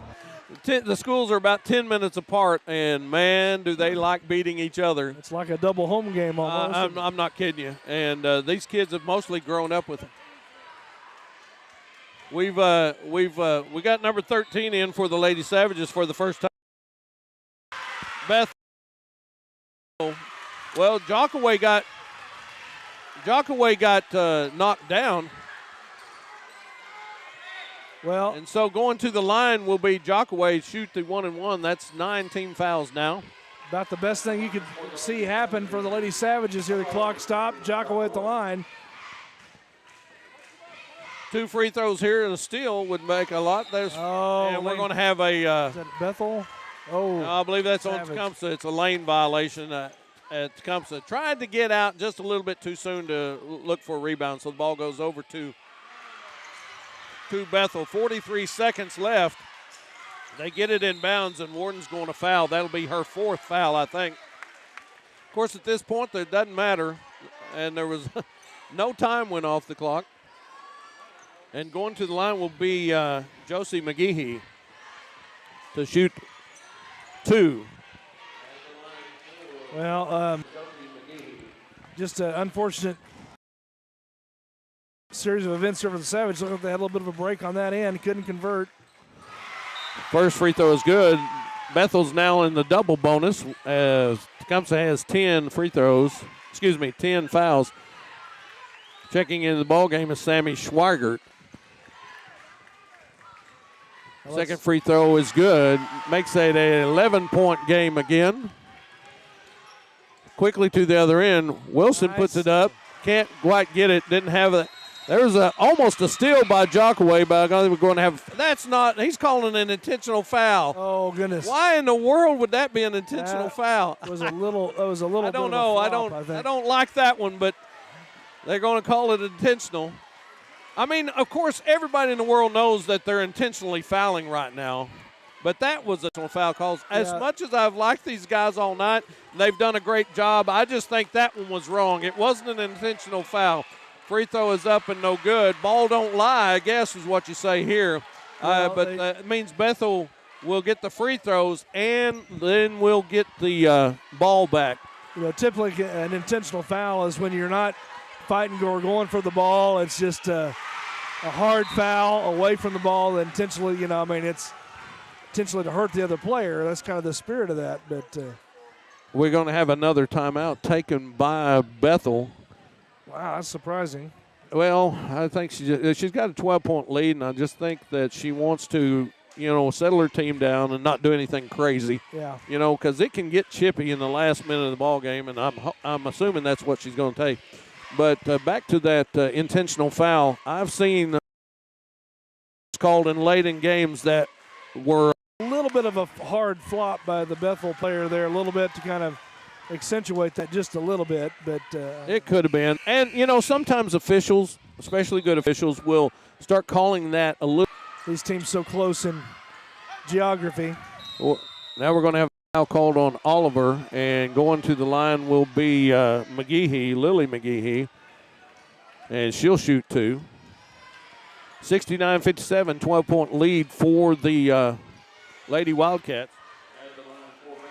Well, I would say this game for the Lady Savages had a lot of heart in it. They fought hard. They just got outscored here a little bit in the fourth quarter and hadn't been able to make up for that run that the Bethel Wildcats went on.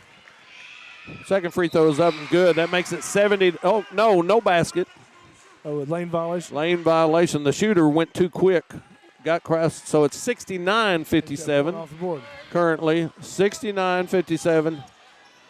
Jockaway gets it, 26 seconds left, gets it out to Oliver. Oliver has it batted. Going to the bucket is Warden. Warden, no good. And it's time now for I think that's going to be a foul call, and I think Coach Gentry is trying to call them off of fouling. 13 seconds to go. That is going to be on Schweigert. And that'll be to the line is Parker Stevenson.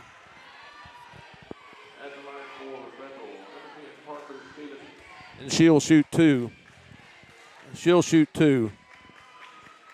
Free throw is up, and it's good. Now it is 70-57 instead of 69-57. Now you got her fixed.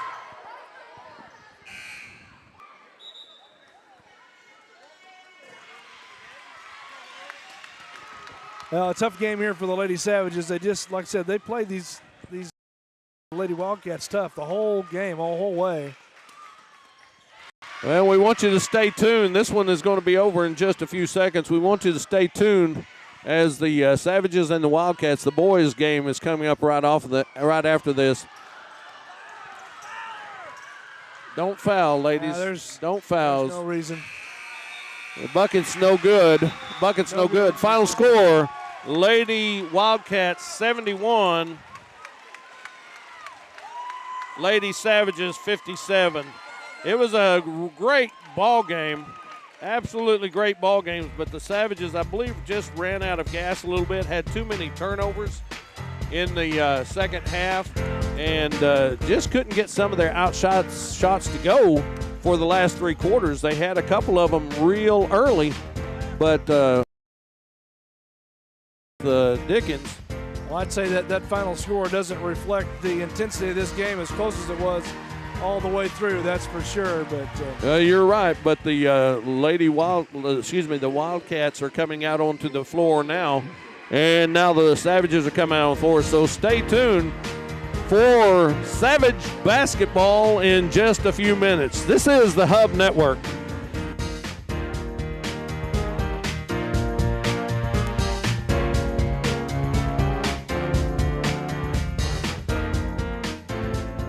Welcome to Immediate Care of Oklahoma, clinic located at 502 North Broadway. At Immediate Care, we meet people where they're at to provide compassionate and efficient care in an honest and respectful manner. We offer a wide range of services including x-rays, physicals, drug screens, occupational medicine, flu, strep, and COVID testing, and much more. Book an appointment online at immediatecareok.com. Come see us so we can get you better, faster. Todd Colburn, Oklahoma Farm Bureau Insurance. Little office with a big welcome. Come see us. Cowboys Plumbing, the Where they're at to provide compassionate and efficient care in an honest and respectful manner. We offer a wide range of services including x-rays, physicals, drug screens, occupational medicine, flu, strep, and COVID testing, and much more. Book an appointment online at immediatecareok.com. Come see us so we can get you better, faster.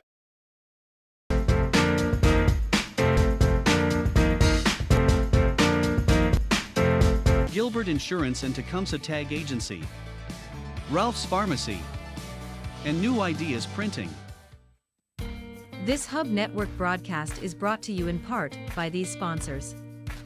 Immediate Care Oklahoma, Farm Bureau, Todd Colburn Insurance, Tecumseh and Shawnee Cleaners, Mazzio's Italian Eatery, and Tecumseh Oxygen and Medical Supply.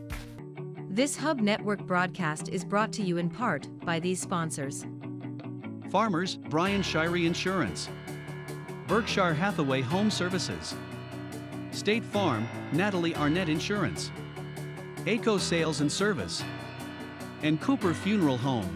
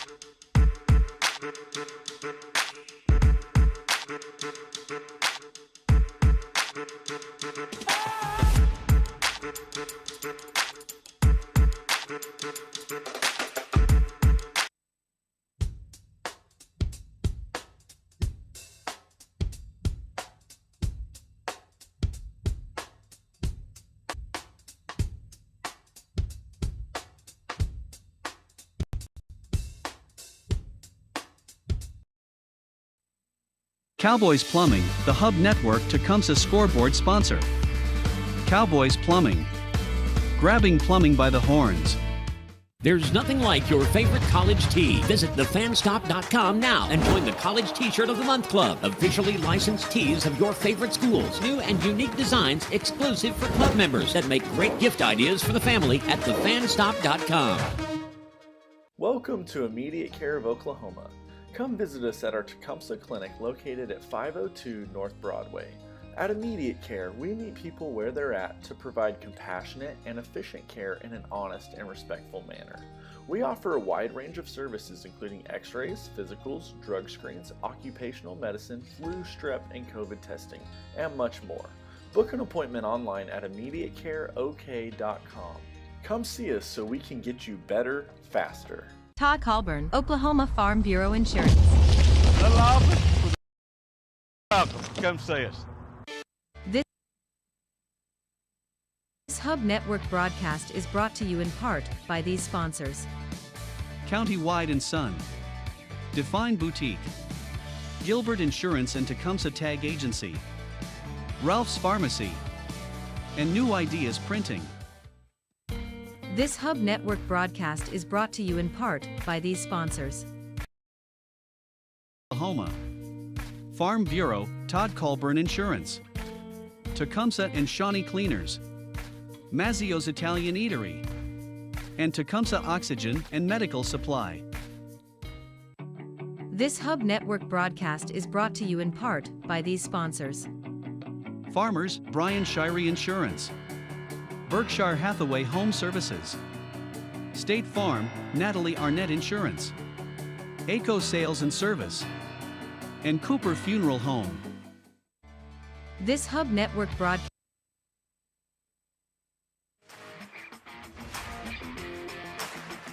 All right, welcome back to the Hub Network. Joe Kennedy here alongside Danny Chambers, and we're getting ready for the starting lineups for the varsity men's team for the Tecumseh Savages, and tough loss there by the Lady Savages against Bethel. Coming out of that game, just the score did not reflect the heart they had in the game. It kind of got away from them at the end, but great job by the Lady Savages hanging in there, and I'm sure they'll see them again later down the road and have another shot at them. So here we go with the starting line.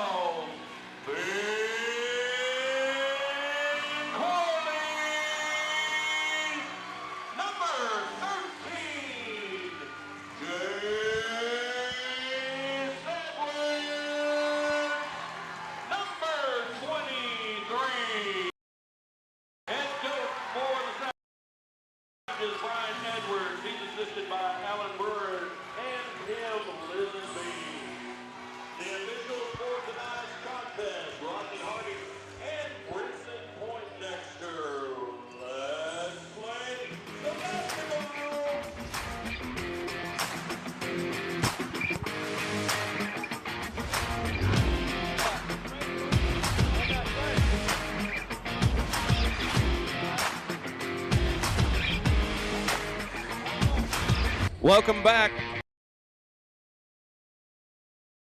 to Bethel. Go. No, they say it went off of Mitchell, maybe. Tecumseh. It stays with Bethel.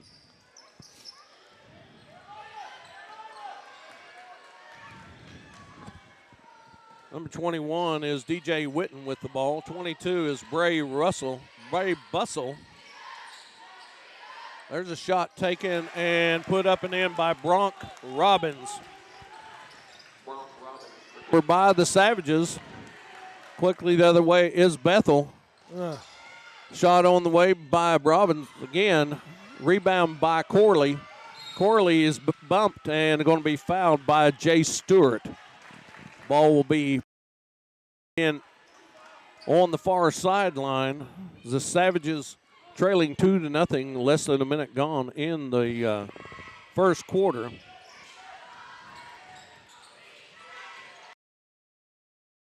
There for the Savages, Brady Overstreet, Ben Corley, Jace Edwards, Jackson Myers, and Jay Mitchell. Three-pointer, no good. Rebound by Bethel. Oh. Stolen by Brady Overstreet. Has a little bit of push-off. Oh, now gosh. gets it over the back pass, and it's stolen by Bethel. A lot of action there. That was a little bit of an exhibition on the dribbling there at first, but lost the ball into that. So, two to Bethel. Big man inside, number 34, Bronk Robbins. Shot is on the way, no good. Mitchell with the, that's got to be a foul. When you wrap around him like that, that's got to be a foul. That's the definition of a foul, isn't it? He wrapped him up. That is going to be a foul on 22, Bray Bussell, and it will be the Savages ball on the sideline in front of the Tecumseh bench. Now, to be honest with you, I maybe that Overstreet may have walked before he was fouled, but something had to be called there. 2 fouls now on Bethel. 2 team fouls. Corley closely guarded. was pushed off, I believe. Oh, pushed off. Who did he call that on? 13, is it? 13? There's not a 13 out there. Oh, yeah, it is. Edwards. Edwards, that foul was called on Edwards. That's the first team foul for Tecumseh. Shot is up and good. 4-0 lead for Bethel early on. That guy's a tall drink of water in the. It's about a, yeah, he is. 3-quarter press. Causing some trouble for Overstreet. He loses it on the way up and quickly the other way. Well, Myers tries to get it quickly the other way. Rebound put up and in by number 34, Bronk Robbins. Well, he just Bethel had the numbers all the way down the court there. Savages couldn't recover in time to put up a defense on any of that. The Savages seem to be a little bit discombobulated on offense. 3-pointer on the way by Overstreet, and it's good. Well, that'll help. That'll help. Savages needed that bucket. Oh, that had to be a walk. It did look a little bit like a walk. There's another shot up by Robbins, 2-pointer. Robbins is big and tall in there. Jay Mitchell is matching up with him. Mitchell gets it outside. There's a tight man-to-man defense for Bethel. I mean, not much breathing room anywhere. There is not. Corley was thinking about taking a 3. Savages having to work very hard to even get a look at the bucket. There's a 3-pointer on the way, and it is in and out. No good. Mitchell taps it out, but taps it to Bethel. 8-3, quickly the other way, and up and in. 21, DJ Witten makes it 10-3. Bethel is not hesitant about driving it down the court, taking that lane. No, they are definitely moving fast. Are the Wildcats checking into the ball game pretty soon? And number 15, Garrett Shepard. There's a running jumper by Corley.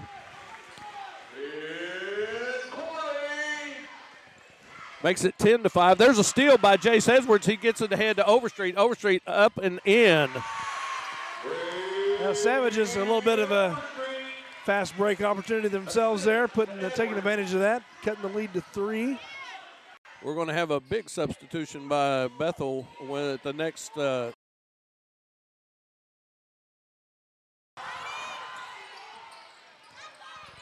They're collapsing on Mitchell when he gets the ball. He gets it out to Corley. Corley thinks about it, gets it inside to Myers. Myers gets it back out to Corley. Corley, a 3-pointer on the way, up and in. Well, that was a trapeze act getting that bucket to go down. 13-10, back to a 3-point lead for Bethel. 2:51 to go. The Savages about to put some subs in also.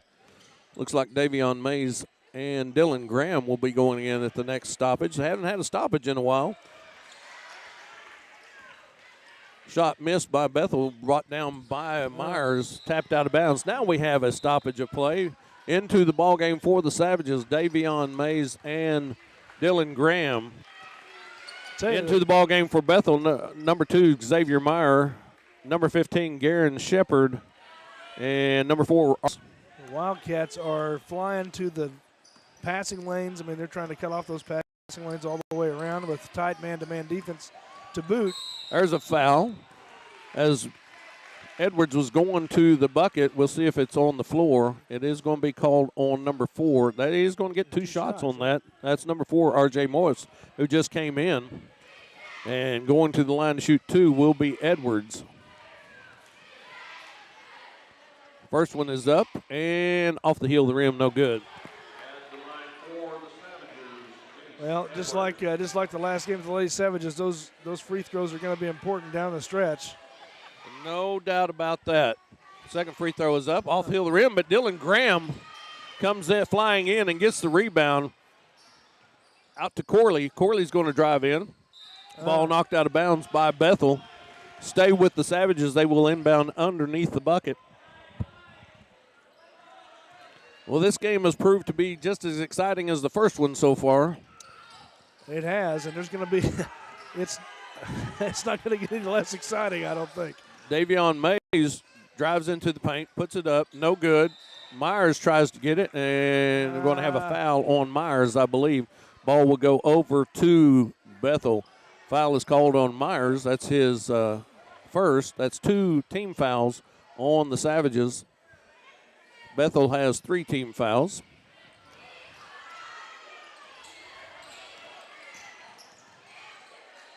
Looks like the Savages have gone to a little bit of a zone.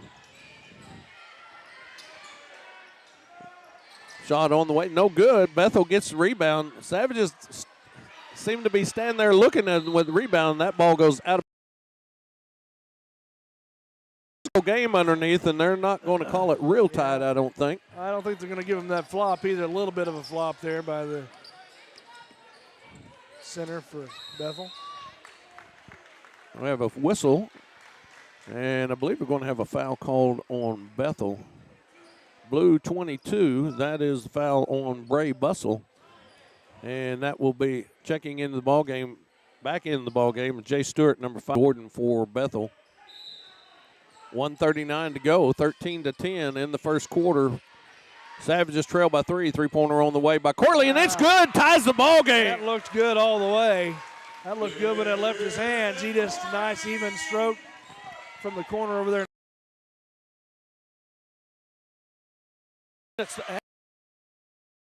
Goes up, puts a foul, put that in.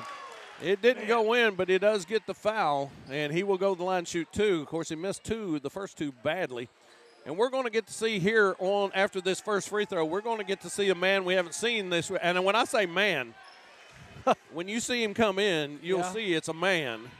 Brennan Carter, who was a lineman for the Savages, and he's going to get to see his first action this year. First free throw is up, and it is good. About the biggest guy we had out there on the field, weren't we? Wouldn't you say, Brennan was? I tell you, that's a that's a man out there on the court. That is a big guy. Savages take the lead on that free throw, 14-13. Second one on its way. Well, I don't know where Brennan was last game, but well, I don't either. I think he had shoulder surgery. Oh, wow. And he wasn't ready. And you can see his patch on it. Oh, look at that. He goes up and gets that block right away. I tell you. You can see that that shoulder. He does get the foul called him. But you might as well get into it early. Brennan Carter, and at the line is Garen Shepard. I tell you what, I just like the aggressive presence down there on the underneath with him. That's pretty nice. Well, he's an aggressive kind of guy. First free throw is no good. Savages lead by 2, 15-13 after the 2 free throws by Edwards at the other end. 1:13 to go in the first quarter. Second free throw is up, and it is good. 15-14 now. Yeah, you said man coming in. I looked over there at the bench. I thought, what is that guy, 35? I don't know. We're going to get a foul called on number 5, Jay Stewart. There was a toss-up there whether that would be offensive foul, but it goes against Stewart, and that's his second one, and he has to go set on the bench. Now checking in the ball game for Bethel's number 21, DJ Whitten, and number 23, Jake Stevenson. 1:10 to go. Savages lead by 1, 15-14. And we're going to have another foul called on Bethel. That's going to be on number 4, R.J. Morris. That's going to be their 7th. And so we're going, Savages with 1:06 to go in the first quarter are already in the 1-1. But, you know, when you're aggressive and you go after the ball, you're probably getting some foul trouble early. I think it's a little bit of what you said in the last game. I think the officials see that this is going to be another intense game. They're trying to establish their calls early on here so it doesn't get out of hand. I think you're right. That's exactly right. Checking in the ball game for the first time, number 24, Cy Foreman. I got to tell you, they've used nearly all. There's only 2 players on the roster left. Edwards gets his own rebound, 16-14. Davion Mays gets it back out to Corley. Corley, who's been hot so far, gets it, drives in, gives Carter. Carter can't quite hold it. He is a lineman, however, and that looked like a walk right there. Mays goes in, puts it up, shot, no good. Rebound by Bethel, quickly the other way. And it's up and in by Jake Stevenson to tie the game. Well, a missed opportunity on the offensive end of the court that last time. But nice drive there by Mays right down the lane. That was definitely a nice drive by Mays. He didn't quit. And he's probably, I don't know, there goes Edwards with his another steal, puts it up, and it's in! And no foul called. No foul called, but the bucket is good. Tell you what, Savages turning it around on defense right there.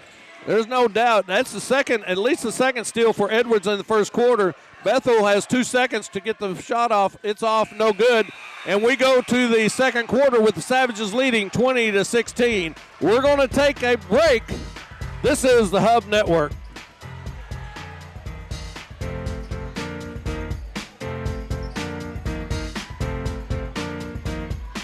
Cast is brought to you in part by these sponsors.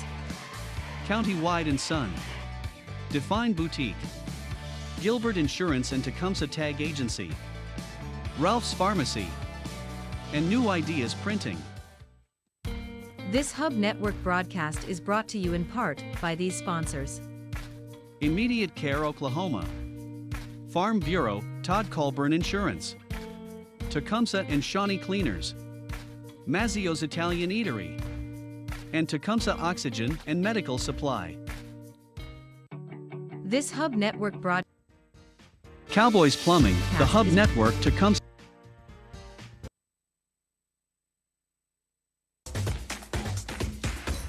Welcome back. Tonight is, I haven't mentioned this on air, but tonight is Red, White, and Blue night here at Tecumseh, honoring the veterans. They actually have a red, white, and blue Christmas tree in the lobby with pictures of veterans from around the area. And we just want to say a big thank you to all of our veterans and those who served. Huge thank you, you bet. 20-16, and Bethel will start with the ball in the second quarter. Savages lead by 4 after a nice little run at the end, and with reserves in. The reserves came in and gave a good lift. Now looks like Jay Mitchell is back in, and Brady Overstreet is back in. Dylan Graham is still in there. Myers is back in. Almost could have been called for a foul there. There's a three-pointer on the way, and it's good. That was a rainbow by Cy Foreman. I think he shot that from Seminole over there. And that went up to the made by Overstreet, no good. Rebound by Bethel, 20-19, a 1-point lead. Got numbers down the other end, and we're going to have foul called on Dylan Graham. You know, I got to think that sometimes it may be a little bit tough for football players to come out and not want to tackle somebody. Well, yeah, this time of the year when you've made that transition from football to basketball, you're kind of. It is tough. At the line for Bethel, number 21, DJ Whitten. Misses the first. At the line for Bethel, number 21, DJ Whitten. Checking into the ball game for Bethel, the big man back in, Bronk Robbins. And I haven't looked at this. They don't have heights. Yeah, I'm going to guess on this.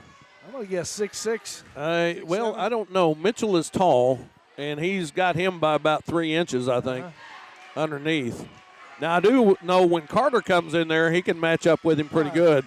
Free throw ties the game, 20-20.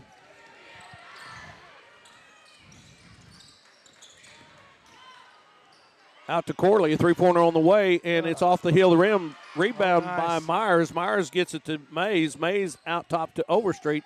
Overstreet drives in, gives it to Myers. Tell you that A lot of action. a lot of action and a lot of flying to the ball on the rebound. Savages has picked it up here late in the first quarter with the rebounding, and that's what got them going. There's a lot of contact there, but I think it was caused by Bethel first. Yeah, Mitchell says just get out of the way. I got a bucket to make. Well, that's exactly right, but I think he was fouled as the turnover for Bethel gives the ball back to the Savages. I think he was actually fouled, but because he couldn't get moved, he just went back and got the bucket. That kind of goes back to your point. Bigger guys don't get those calls, That's exactly right. Sometimes they don't get those calls.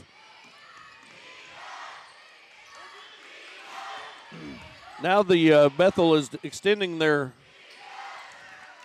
defense. I guess Graham knew he was going out of bounds, and he did get it ticked off of a Bethel player. 22-20, 6:19 to go in the second quarter. Looking underneath, Davion Mays brings it out. Going to reset. Tell you, Mays has been energetic tonight. He's been all over with the ball, driving hard. Well, I was going to say earlier that he's probably the most athletic kid on the floor. He puts up a three-pointer, and it's off the heel of the rim, no good. Myers goes up for it. Looked like he got hit before that went off his hands, but they're going to say it goes over to Bethel. They are letting them get a little rowdy under there. Letting all that contact go down there. That's I right. guess that's okay. Back into the ballgame for the Savages, Ben Corley, as Mays takes the seat. People may say basketball's not that physical of a sport, but you wouldn't know it by watching either of these last two games. And now we got a turnover by Bethel. The Savages need to take advantage of these turnovers. Bethel's been a little bit free with the turnovers. Dylan Graham had a wide open shot, gets it into Mitchell. Mitchell bobbled it. He puts it up, misses the layup with the left hand, but he's going to be fouled. He's going to be fouled by the big man, number 34, Bronk Robbins. And Mitchell will go to the line to shoot two. Is Mitchell left-handed? Because that was a nice-looking move to the left. You don't see a lot of that. Sometimes with interior play, you always tend to go to the right, but Mitchell with a nice move inside, left. Well, here's your answer. Put the free throw up. But he did. That was a nice move with his left hand. Back in the ball game for Bethel, number 5, Jay Stewart. And number 22, Bray Bussell. Second free throw for Mitchell. Second free throw is good. Well, I think that'd be a little bit of the strategy for the Savages to get Bronk in a little bit of foul trouble down there. That looked like a foul. Well, I did to me, too. But ball's put up by Robbins, put up again by number 22, Bussell, and it's good. Somebody make a 2-foot jump shot down there. They are getting a little active down there. I think Mitchell just ran over Robbins. A 2-pointer on the way by Overstreet. No good. Rebound tapped out to Corley. Corley drives to the top of the key, gives it over to Graham. Graham closely guarded. Spin move, gets it tapped by Bethel, and quickly the other way is Xavier Meyer, puts it up and in to take the lead for Bethel, 24-23. Hey, he cut off that passing lane coming across there. He just wasn't open. My goodness. Oh, it goes in. Well, it's not going to. Oh, yeah. He was definitely out of control. Well, headed into the lane. 24-23. I'll say this in his defense, he had 3 Bethel players collapse on it kind of from all directions. And right. So a little bit of a bowling ball there, a little bit. Yeah, it could have been called either way, but when the player's out of control, you kind of lean that way. Oh, there's a steal by Corley. He goes up, taps it, and keeps it in. Now he's going to be fouled, but no call. Lot of contact here. Overstreet gets it. Corley, a 3-pointer on the way, and it is in and out. No good. Edwards goes up. Edwards. He's going to be fouled on the shot. Hard. So Edwards will go to the line to shoot 2. We'll see if they call that. That is on number 12. It is 2 shots. That's on number 12, John Gordon. Beautiful rebound by Edwards going up, grabbing that ball at the highest point, coming down. going right back up and he got hacked hard on that shot. Edwards misses the first one back into the ball game for Bethel. Number 4, R.J. Morris. Again, they've only got 2 players left that they haven't used on this roster. Or the Bethel, 1, 2, 3, 4, 5, 6, 7, 8, 9, 10, 11, 12. So they played 10 players so far. Edwards misses the second one. Bethel gets the rebound. They have a man running down the floor, the big guy, and the ball. And it's another turnover for Bethel. That's been a problem for the Wildcats. There's a lot of contact there, but no official saw that, I guess. Well, I think they did actually. Get passed back out to Edwards. And we're going to call a foul this time, as that's on number 5, and that's his third, I believe. Checking back in the ball game is number 21, DJ Witten. Number 5, Jay Stewart. That's his third foul. And we're at the 4 minute and 13-second mark of the second quarter. At the line for Savages is Edwards. Well, I'm kind of thankful for these free throw breaks because it's so intense out there the rest of the time. I mean, well, I like those breaks a little bit too, so I can stop talking for a little bit. Bethel has 10 fouls. Savages are in double bonus, and Bethel's going to take a timeout. It's a 30-second timeout. I'll take a break with them. This is the Hub Network.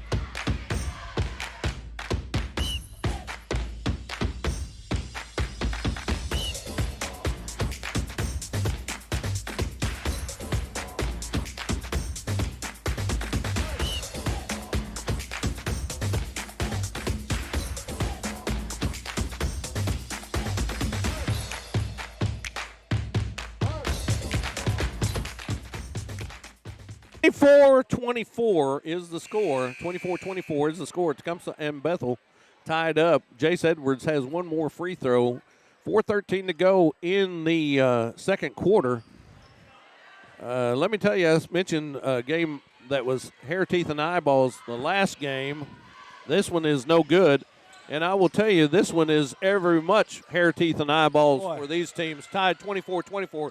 Bethel quickly down the – they've had numbers several times, but the Savages, especially Ben Corley, has been slapping a lot of those passes away.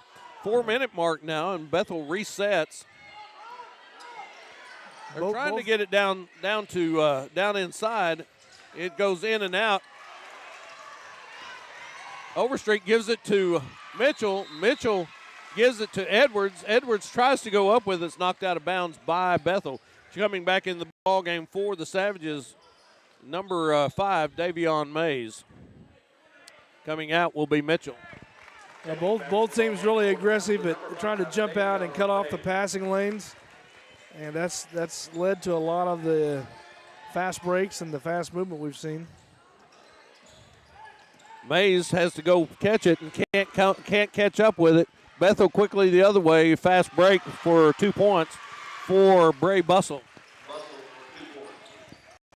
Well, those kind of things, you don't want to see those easy turnovers lead to points like that. Definitely, the turnovers will kill you.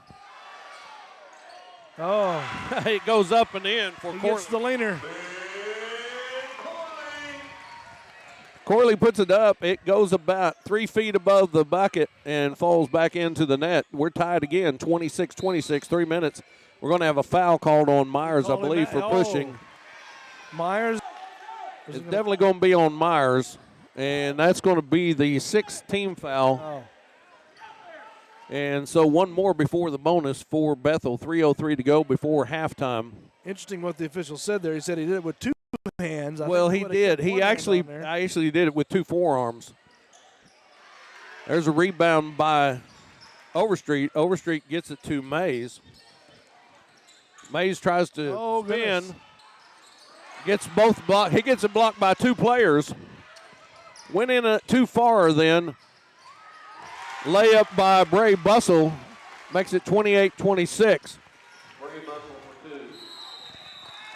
And turning over the ball is Jace Edwards. He never got control of it. Couldn't get on top of it. Checking back in the ball game for Bethel, number 23, Jake Stevenson. Yeah, the turnovers will kill you. Well, the turnovers have started to mount. There's no doubt for the Savages. Bethel was having trouble with it early and really didn't take advantage of all of those. But Bethel is taking advantage of the Savages' turnovers. Well, that time Corley jumped too soon, and up and in is John Gordon on the rebound and the putback. Yeah, he went up to get it just a little. Timing was off just a little bit. That's got to be a foul. You got a leaning. That's got to be a foul. You can't just. There's a block by Jace Edwards. Boy, he went up high to get that block. Big block by Edwards. Wow. Of course, everybody when it's your team that gets blocked, they think there's a foul, but that was a nice block by Edwards. Got up high. Well, oh, no. He did hit the ball, but hand check. No, he wasn't hand checking. He just reached around, but he hit the ball. I just don't think those should be called. But after all the other physical things we've seen, those ticky-tack things. Yeah. At the line to shoot for Bethel is number 23, Jake Steven. He'll have a 1-and-1. Jake Stevenson. Let me correct that. No good. Mays goes up high to bring the rebound down. Gets it to Corley. Savages trail by 4, 30-26. Overstreet gives to Edwards. Oh, that looked like a travel there. Goodness. Bucket is good by number 12, John Gordon. Makes it 32-26. Coach Edwards is hot. Yeah, he's not liking that one. He is hot. We're going to have a full timeout. We'll take it with them. This is the Hub Network.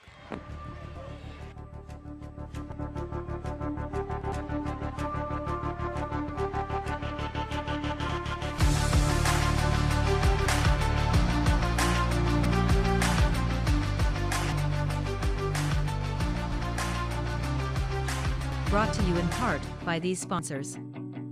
Farmers, Brian Shirey Insurance. Berkshire Hathaway Home Services. State Farm, Natalie Arnett Insurance. ACO Sales Cooper Funeral Home. This Hub Network broadcast is brought to you in part by these sponsors. County-Wide and Son. Define Boutique. Gilbert Insurance and Tecumseh Tag Agency. Ralph's Pharmacy. And New Ideas Printing.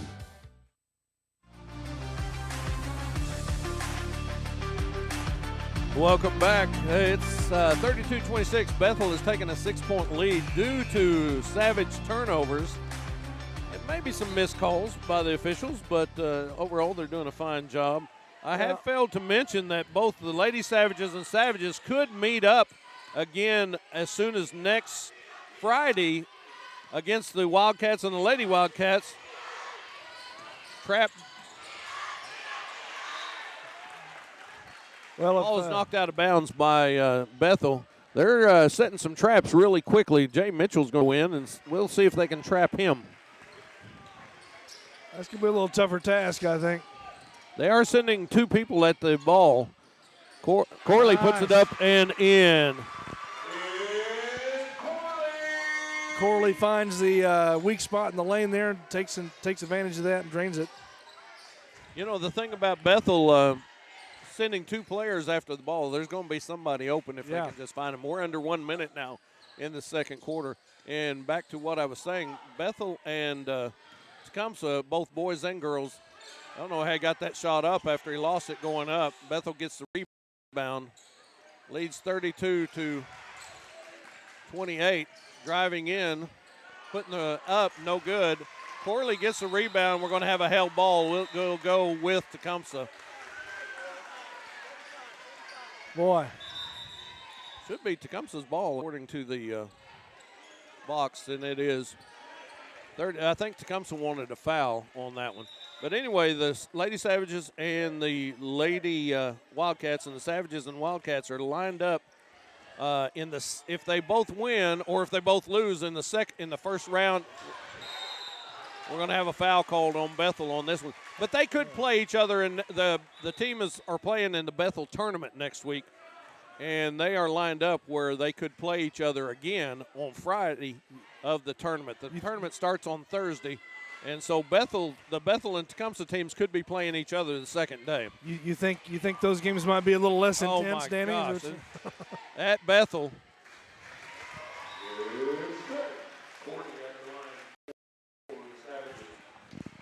Ben Corley puts it up, makes it a 3-point deficit, 32-29. The second one on the way, and it's good. Tightens it up a little bit. 32-30, 30 seconds left. Corley got the ball, but couldn't hold on to it. And I believe it's going to be out of bounds on Robbins. I got to make sure I'm saying that right. Bronk Robbins. What a name, Bronk Robbins. He's all arms, I can tell you. Yeah. Gosh. Mays gets past, gets it to Mitchell, Mitchell, puts look it at up that. and in. It's good. Don't forget about Mitchell hiding over there in the corner. He'll make you pay. Oh, good job.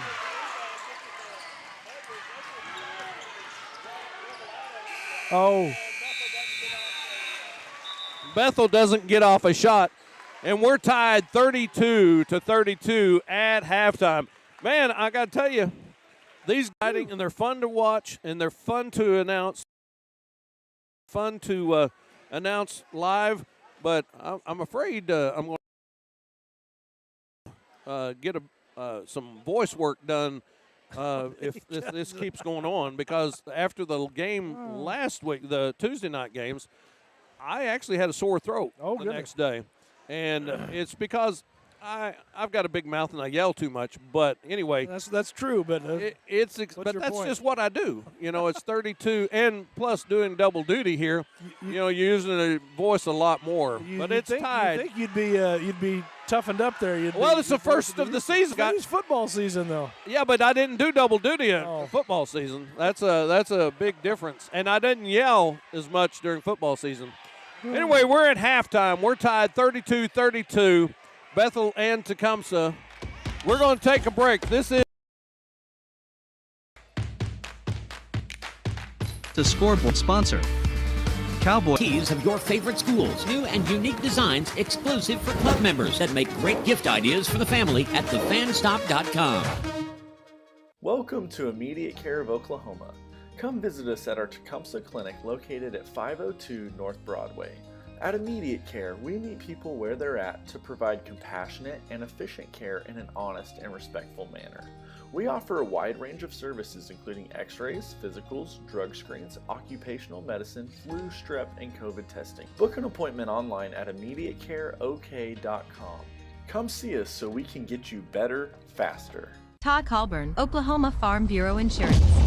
Little office with a big welcome. Come see us. Cowboys Plumbing, the Hub Network Tecumseh scoreboard sponsor. Plumbing. Grabbing plumbing by the horns.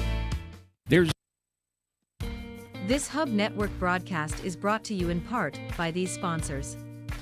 Immediate Care Oklahoma. Farm Bureau, Todd Colburn Insurance. Tecumseh and Shawnee Cleaners. Mazzio's Italian Eatery. And Tecumseh Oxygen and Medical Supply. This Hub Network broadcast is brought to you in part by these sponsors. Farmers, Brian Shirey Insurance. Berkshire Hathaway Home Services. State Farm, Natalie Arnett Insurance. ACO Sales and Service. And Cooper Funeral Home. This Hub Network broadcast is brought to you in part by these sponsors. Countywide and Son. Gilbert Insurance and Tecumseh Tag Agency. Ralph's Pharmacy. And New Ideas Printing. This Hub Network broadcast is brought to you in part by these sponsors. Immediate Care Oklahoma. Farm Bureau, Todd Colburn Insurance. Tecumseh and Shawnee Cleaners. Mazzio's Italian Eatery. And Tecumseh Oxygen and Medical Supply. This Hub Network broadcast is brought to you in part by these sponsors. Farmers, Brian Shirey Insurance. Berkshire Hathaway Home Services. State Farm, Natalie Arnett Insurance, ACO Sales and Service, and Cooper Funeral Home. This Hub Network broadcast is brought to you in part by these sponsors: County-Wide and Son, Define Boutique, Gilbert Insurance and Tecumseh Tag Agency, Ralph's Pharmacy, and New Ideas Printing.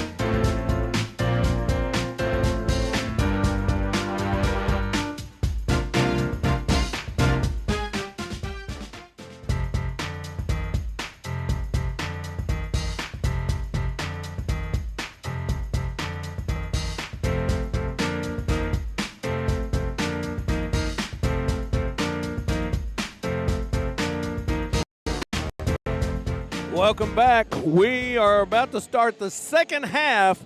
We're tied 32-32. Tecumseh and Bethel, the Wildcats and the Savages. The Savages scored 6 unanswered points to get back to tied. It was 32-26. And the Savages answered with 6 points to tie it up. A couple of them at the free throw line. And we're about ready to start the second half. And it looks like the Bethel will start with the ball. Of course, they will be going opposite. And we are underway.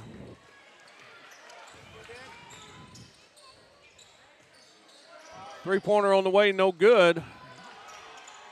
Rebound for Bethel. That was Jay Stewart with the three-pointer. He goes to the floor quite a bit. He puts up a three-pointer, and it is good. He is a very intense player, no doubt about it. And he's proven that. He's got several fouls. I think 3 fouls on him right now starting the second half. So, yeah, there's no doubt about that. He's definitely intense, and he thinks every time he goes to the floor he should get a foul called on him. But he has to be a little bit careful at this point with three fouls. And he's pushing Corley as he goes through the giving a little shove as he goes by. Yeah, he did. There. The layup was no good by Mitchell. And there's a tie-up on the rebound. So we'll stay with the Savages.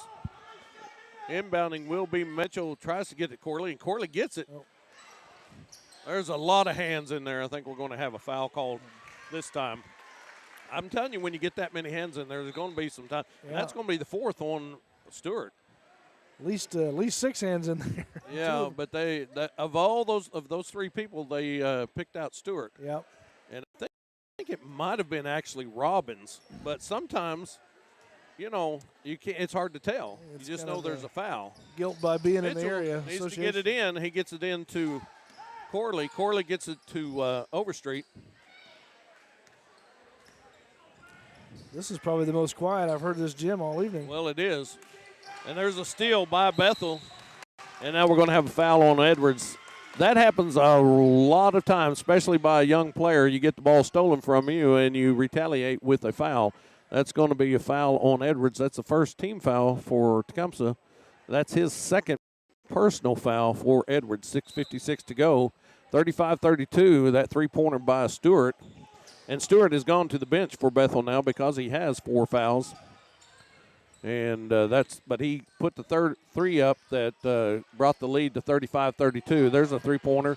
Rebound by Bethel, and Overstreet tried to take a dive there. There's a running layup. Corley gets the ball, gets it out to Myers. Corley has really turned out to be a valuable player on both ends of the floor. He's made his presence known on defense and offense and on the boards as well. I mean, he's an intensive, active player all the time.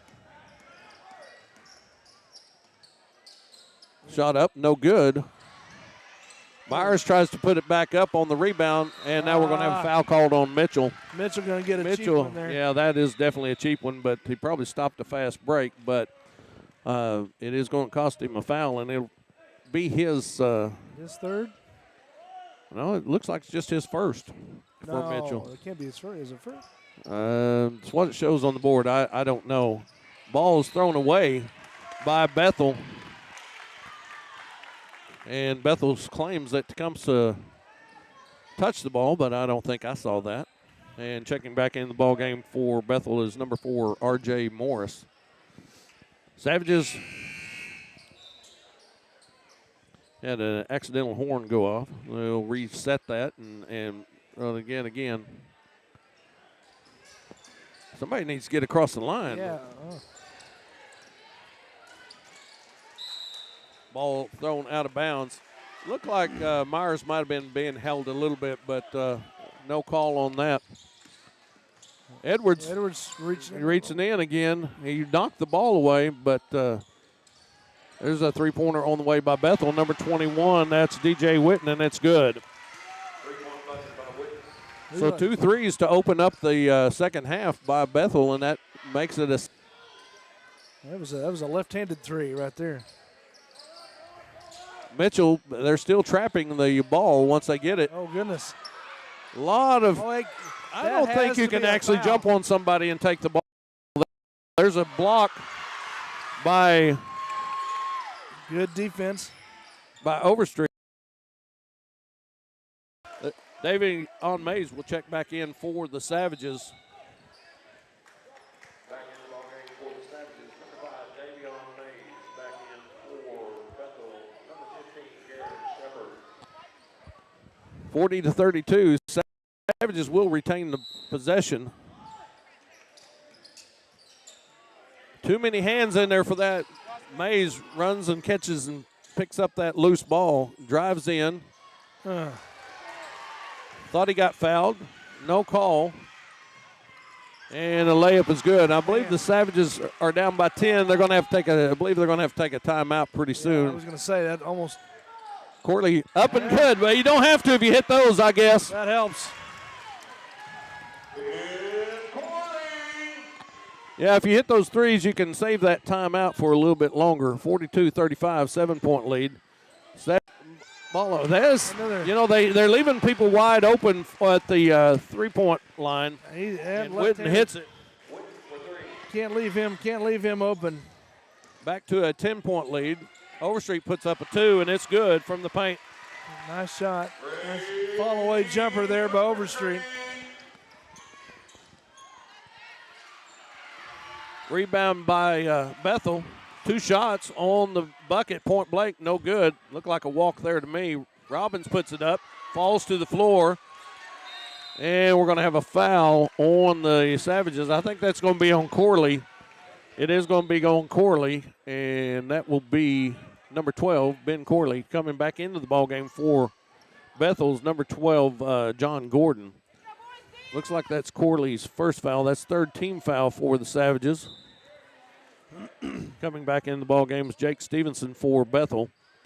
Out comes the big man, Bronk Robbins. I think the Savages have frustrated him just a little bit this evening, not letting him get going.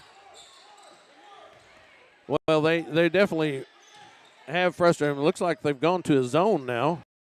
Ball tipped out by Myers. Bethel runs it down. A little bit of a matchup zone. Ball tipped up and in. Savages just can't come up with the rebound. There's been about, that should go over to Tecumseh, over and back.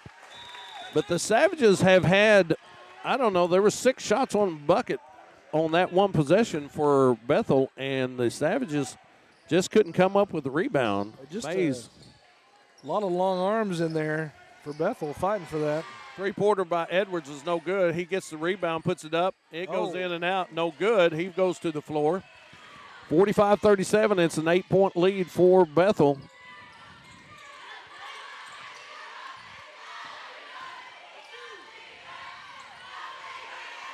That 2-3 zone that extends out by the Savages, but they're not getting. They did that time. Edwards got to the shooter at the 3-point line. That's number 21, Whitten. Got to cover him up. There's a baseline shot. Mays goes up for the rebound. Comes down with it, brings it the length of the court, and he's going to shoot in, a running shot, and he'll go the line for 2. That foul was on Bethel's number 23. 23, that is Jake Stevenson, and at the line to shoot 2 is Davion Mays. Falling back into that 2-3 zone, it kind of gives the Savages a chance to get more aggressive on the boards there a little bit, stop the interior play, keep them out of there. Of course, they've got the big man, Bronx, out of there, so they don't have the height to worry about down there. They can kind of lay back a little bit more on the inside and collapse, but it paid off that time. Mays makes the first shot, has one more. 7-point lead now for Bethel. Of course, a good way to get back in the ballgame is hit some free throws. 2:08 to go in the third, and it's off the heel of the rim. Bethel is out rebounding the Savages. Mays gets his hand on it at the half court and knocks it out of bounds. Well, a little bit of a run by Bethel to start the third quarter. Savages hadn't quite had the answer yet offensively, but the defense is trying to step up.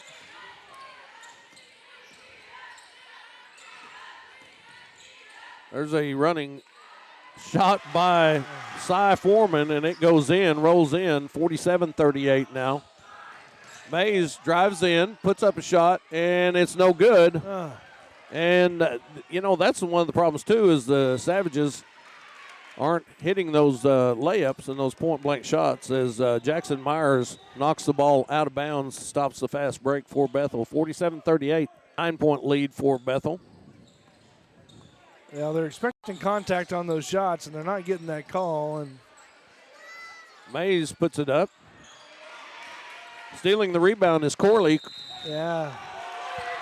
And he's going to call Corley for a push-off. Oh, goodness. Really? Yeah, that's what he's calling, is offensive foul on Corley. That was right in front of you, I guess. Yeah, I didn't see it. If it should have been anything, should have been no call. 4 fouls now, team fouls for the Savages in the second half. They're having the foul trouble this half when Bethel had it in the first half. There's a steal by Corley. Corley's going to take it all the way, try to put it in layup, and he's going to be fouled by number 23, Jake Stevenson. And Corley will go to the line to shoot 2, and Stevenson will get the foul called on him with under a minute to go. At the line for the Savages, number 12, Vince Corley. Well, they need to, like you said, hit a few of these free throws, keep closing the gap.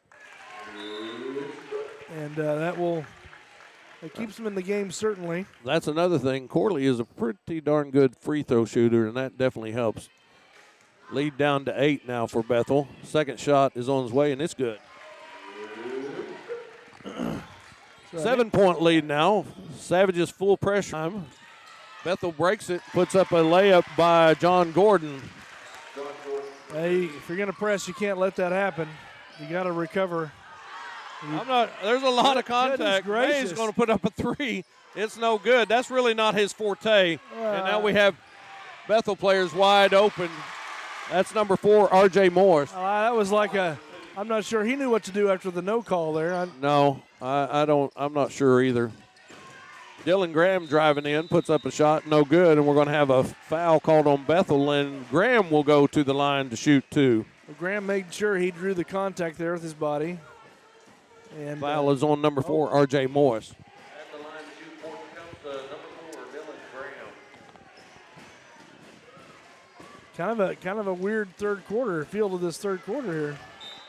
First free throw is no good. Yeah, and it doesn't feel like Bethel should be up by 11, but they've suddenly have an 11-point lead with 21 seconds left in the third quarter. And it's just been a little bit haggard for the Savages, I believe. Second free throw is no good, but Edwards gets the rebound, gets it to Corley. A long three-pointer on the way by Corley, and it's good! I'll tell you what, they shot that right in front of the bench over here. That looked right when that left his hand. That looked like a nice shot. Jace Edwards reached in that time, and he didn't need to. Got to remind people, Jace Edwards is a sophomore, and he's one of the younger ones, but that's his third personal foul. 8 seconds left in the third quarter. Nobody in the bonus right now. See if the Wildcats can get a shot. There's a shot on the way, and it's a three-pointer, and that's how the quarter is going to end. 54-43, 11-point lead for Bethel as we head to the fourth quarter. Just not a real good quarter, not even a good-looking quarter for Bethel, but we're going to take a break. This is the Hub Network.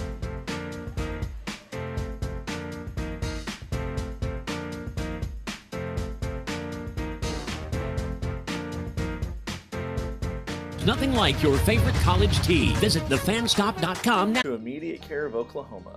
Come visit us at our Tecumseh clinic located at 502 North Broadway. At Immediate Care, we meet people where they're at to provide compassionate and efficient care in an honest and respectful manner. We offer a wide range of services including x-rays, physicals, drug screens, occupational medicine, flu, strep, and COVID testing, and much more. Book an appointment online at immediatecareok.com. Come see us so we can get you better, faster. Todd Colburn, Oklahoma Farm Bureau Insurance. Welcome back. Beginning of the fourth quarter, the game was tied 32-32 at halftime, and Bethel has run out in the third quarter and built an 11-point lead, 54-43 over the Savages. Savages need to make something happen pretty quick to get back in the game. Mays knocks it into the backcourt, but coming back with it is number 21. That's Witten. Mays knocks it down again, but Bethel maintains it. And going up for a shot is the big guy, Robbins. He misses it and gets the rebound taken from him, and getting the steal is number 22, Bray Bussell, who took it away from Corley.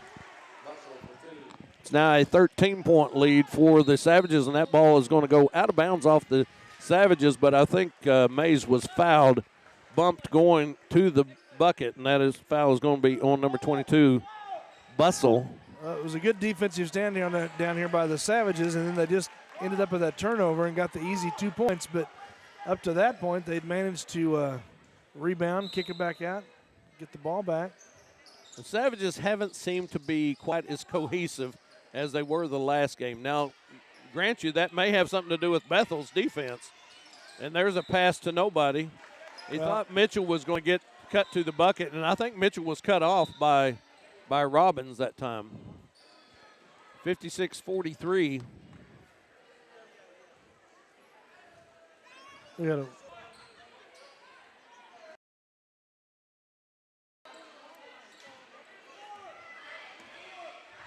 7:11 left to go in the ball game. 56-43. Bethel, a three-pointer on the way, and let me tell you, number 12 has eaten them up, John Gordon, with the threes, and now it's a 16-point lead for the Wildcats. And it's those wide-open threes that he's hit. They're just not even challenged. They just don't have a hand in their face. They don't have anything. He's on the floor trying to maintain possession, so the Savages will take a timeout. It's a 30-second timeout. We'll just leave it here. Yeah. 59-43. Savages down by 16. Excuse me, 16. Sometimes my math doesn't work as good as it should, but 16. And you know, it's just been there's been several turnovers by the Savages. Both teams have 5 fouls apiece, and it seems like there should be more. I got to tell you, it seems like there should be more. Well, it does, and it just feels like, I mean, it's just the little things here in the third and fourth quarter that have separated the score here. They just Bethel keeps getting wide open threes, and they keep knocking them down, and you just can't let that happen. Coming out of the timeout, Savages will inbound in front of their bench. They get it to Mitchell. Mitchell turns, and he misses the layup. Those easy misses are hurting them too. Those layups, can't miss layups and expect to get back in the ball game. No. 6:38 to go, and sometimes you're too open. Oh, they're calling a illegal pick. Cleared him out. Jay Mitchell. And again, that's another one of those things that it could be because of his side that I'm not sure if he was there or not. I'll be honest with you. I'm not sure if he beat him to the spot or not, which is the key. But he's going to get called for that a lot of times just because he's so big. Yeah. And, you know, I don't know that that's been consistent throughout the night either, that same call. So, I mean, I don't know. Well, when he sets a pick, he's going to jar somebody. Well, and it's going to seem – now we're going to have a foul on Bethel. Number 12, John Gordon. That'll be the 6th team foul on Bethel. Both teams have 6 fouls, so the both teams will be in the bonus after the next foul. There's a steal by Bethel. Bethel's just played a better second half. There's no doubt about that. It's been haggard by the Savages. Robbins goes up, can't hit it. Bethel gets the rebound. I believe the Savages been out-rebounded quite severely in this second half. Looks like Bethel's going to take a timeout with 6:01 to go. It's going to be a timeout taken by Bethel. It's a 30-second timeout. We'll just keep it here. 61-43, 18-point lead now for Bethel. It was an 11-point lead at the end of the fourth quarter, and the Savages haven't scored yet in this quarter. Turnovers, missed shots, and unable to rebound. Well, the man-to-man intense defense that Bethel's put up against it is hassled the Savages every step of the way. There's no doubt about that. And they just haven't been able to get clean passes anywhere to get their offense going. I guess it's now time to remind people that the Savages are a pretty young team too, pretty inexperienced team. Robbins puts it up, no good. Rebound hauled down by Graham. But they've seemed a little bit confused on offense sometimes, and again, the defense can do that. That's Overstreet 4-2.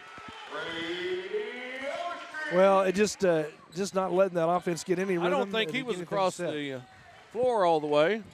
Bethel puts it up and in. That's number 12, John Gordon, who has hit a lot tonight.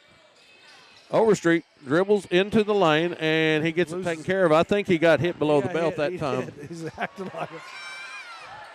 Robbins puts it back up and in. It's 65-45. That's a 20-point deficit now for the Savages. 5:15 to go. Overstreet puts it up. No good. Rebound by Bethel. How many times have we heard that? Puts it up. No good. Rebound by Bethel. 3 on none at the other end. 67-45 as number 4, R.J. Morris, puts it up and in. 5-minute mark. And the Savages have just completely – there's another missed layup. Mitchell gets his own rebound. Looked like he walked, but he gives it to Edwards, and Edwards puts it up and in.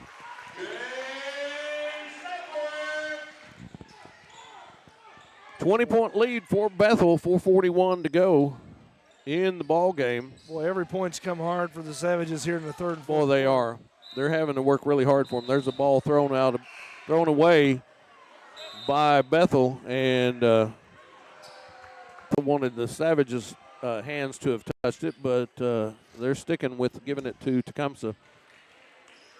We got a lot of substitutions coming in. It's just the second half has just been not good for the Savages. Bethel has turned on the Jets on defense especially, and the Savages just can't get much to go. They've scored 4 points here in the first 4 minutes of the fourth quarter.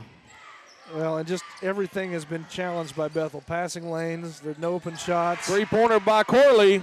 Nice stroke there by Corley on that shot. And be honest with you, a 17-point deficit, Savages going to have to get lots of those three-pointers to get back in this game. They're going to call a foul on Jackson Myers. They say he pushed. He did reach from behind and get the pass knocked away, but they're going to say he pushed. And at the line for Bethel is number 34, Bronk Robbins. At the line for Bethel, Bronk Robbins. 67-50. First free throw is on its way, and it is good. Big boy hits it this time, and that makes it an 18-point lead for Bethel. You know, if you were sizing up the teams as they came on the court tonight, you'd have thought this guy's going to have a stellar game. You know, it's going to be all Bronk Robbins. It really hasn't been most of the night. I mean, they've kind of kept him at bay. Well, they've done a good job. Jay Mitchell has mostly done a good job, and everybody else has done a good job on it. And honestly, he's had the same problems as Mitchell as Davion Mays goes up, misses another layup. But Mitchell and both missed layups. Corley gets it to Graham. Three-pointer on the way, no good. We're going to have a tie-up. Well, no, they got it loose. And a three-pointer on the way by Edwards, no good. And quickly the other way, and throwing it away is Bethel. 19-point lead still for Bethel, 3:31 to go. It's definitely getting to be sloppy late in this game. Of course, Savages have no choice but to just throw up shots. You know, when they get a chance, three-pointer, they have to try to make them. There's a wide open three-pointer by Graham. It's up and no good. Yeah. And again, the Savages are severely out-rebounding. There's another turnover by Bethel. Whenever you overthrow Bronk, well, and Jay Stewart that time, he thought he would just touch pass it to him, and he didn't get control of it before he get it off. Edwards in the corner, three-pointer on the way, no good. He stepped out of bounds first. Oh. Stepped out of bounds first. 69-50, 19-point lead for Bethel, 3:05 to go. Back into the ball game for Bethel, number 21, DJ Whitten.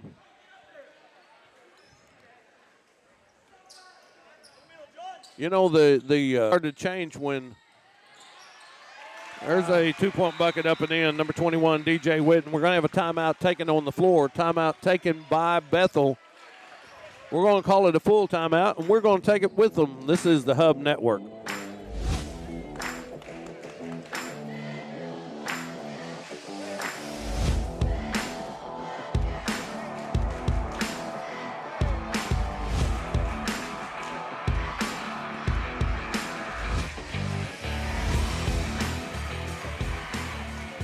This Hub Network broadcast is brought to you in part by these sponsors.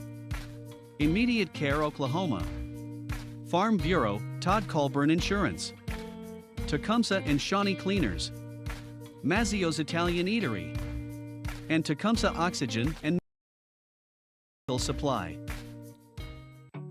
This Hub Network broadcast is brought to you in part by these sponsors. Farmers, Brian Shirey Insurance. Berkshire Hathaway Home Services. State Farm, Natalie Arnett Insurance. ACO Sales and Service. And Cooper Funeral Home. 2:57 left in the ballgame. 21-point deficit for the Savages. Dire straits now. Unless you can hit several three-pointers in a row, there's not much chance of this coming back. Lady Savages lost earlier to the Lady Wildcats in a really tough loss, tough game. And we're going to have a foul called on Bethel, number 2, Xavier Meyer.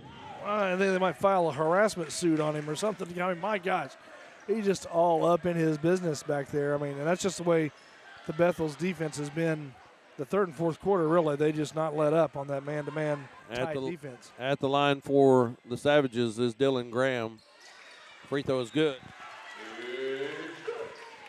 Dylan Graham at the line for the Savages. So Graham brings it back to a 20-point deficit. Second free throw is on the way, and it is good. 71-52. Bethel still pushing the ball up the floor, and now looks like they're going to back with a 19-point lead. And this game has been a lot like the girls' game, really, really tight for three quarters, and then the team pulled away. That's the same thing that happened with the Lady Savages. Lady Wildcats just pulled away in the fourth quarter and won by 11, I think. Eventually, it was I've got it here. There's the bucket up and in. It was 71-57. They won by 14. Bethel did over the Savages. Now it's a 21-point lead for 1:57 to go. You got to wonder if Coach Edwards will. Well, Bethel's going to start putting their reserve in. You got to wonder if Coach Edwards is going to do the same thing. Corley puts up a shot, and he's going to get fouled. May have saved that walk right there. Either the officials or the player bailed out Corley, but he'll go to the line to shoot too. Bethel's calling for somebody that rarely plays. You can always tell when they get them, when they ask for them. At the line for the Savages, number 12, Ben Corley.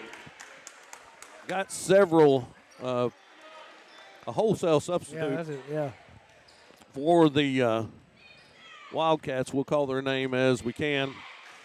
And I don't see Coach Edwards making that move yet. Second free throw is good. Want to remind everybody that Tecumseh's next game is at Ada. That won't be a Hub Network game, but the next Hub Network game will be December 14th as Tecumseh comes back home on December 14th. That's a Tuesday night, so make sure you stay tuned.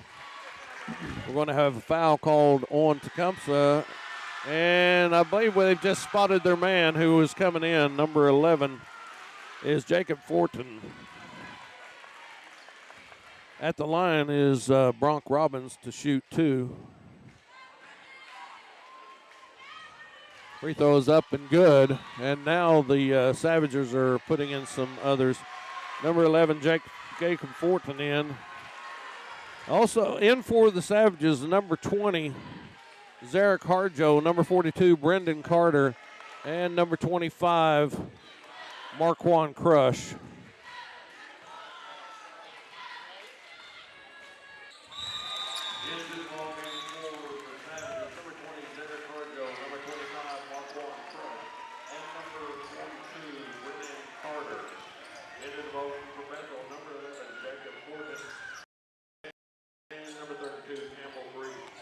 Number 11, number 32, Campbell and Fortin were the last two in, and for the Bethel, so they've used everybody on their roster at this point. 75-56, 21-point lead for the Wildcats. All the reserves are in almost. Oh, look at he scored. They're going to go crazy. Jacob That is in the books. That's the one they've been hollering for, and they got him, man. He scores. It's always fun for the student section to be able to get that bucket in there for that player they've been waiting on. Savages still running a full court press. Ball turned over. Crush gets it. Now he loses it, and now we're going to have a foul called on Bethel with 36 seconds left. Foul is called on number 32, Campbell Freed, who just came in. 77-56, 36 seconds to go, 21-point lead for Bethel. It's been an exciting game, but both games kind of fizzled out for the Savages and the Lady Savages in the fourth quarter. Free throw is no good. Bethel with the rebound. We'll see if they try to get it to number 11 again. I don't know. Maybe they're just going to spread it out and run some clock at this point.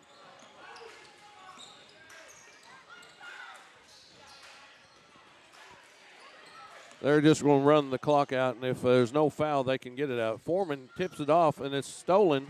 Zarek Harjo gets it after Crush steals it, and I think the Savages are just going to hold the ball. That's going to be the final score. Bethel 77 and Tecumseh 56. It was a good game for three quarters until Bethel took over.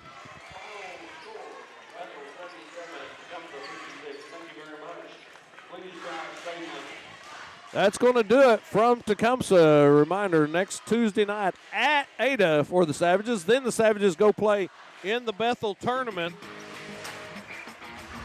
on Thursday, Friday, and Saturday. The next Hub Network game will be Tuesday, December 14th, and that'll be the final home game of the year before Christmas break. That's going to do it. Thanks for Cousin Randy Gray, running the camera, and thanks to Joe for helping me out and producing this show. I'm Danny Chambers saying good night. Good night, everybody.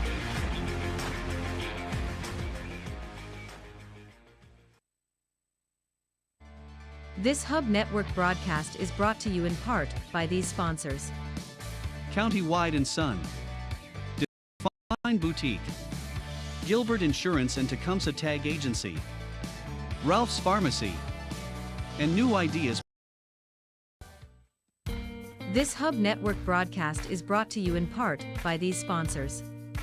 Immediate Care Oklahoma, Farm Bureau, Todd Colburn Insurance, Tecumseh and Shawnee Cleaners, Mazzio's Italian Eatery, and Tecumseh Oxygen and Medical Supply. This Hub Network broadcast is brought to you in part by these sponsors. Farmers, Brian Shirey Insurance, Hathaway Home Services, State Farm, Natalie Arnett Insurance, ACO Sales and Service, and Cooper Funeral Home.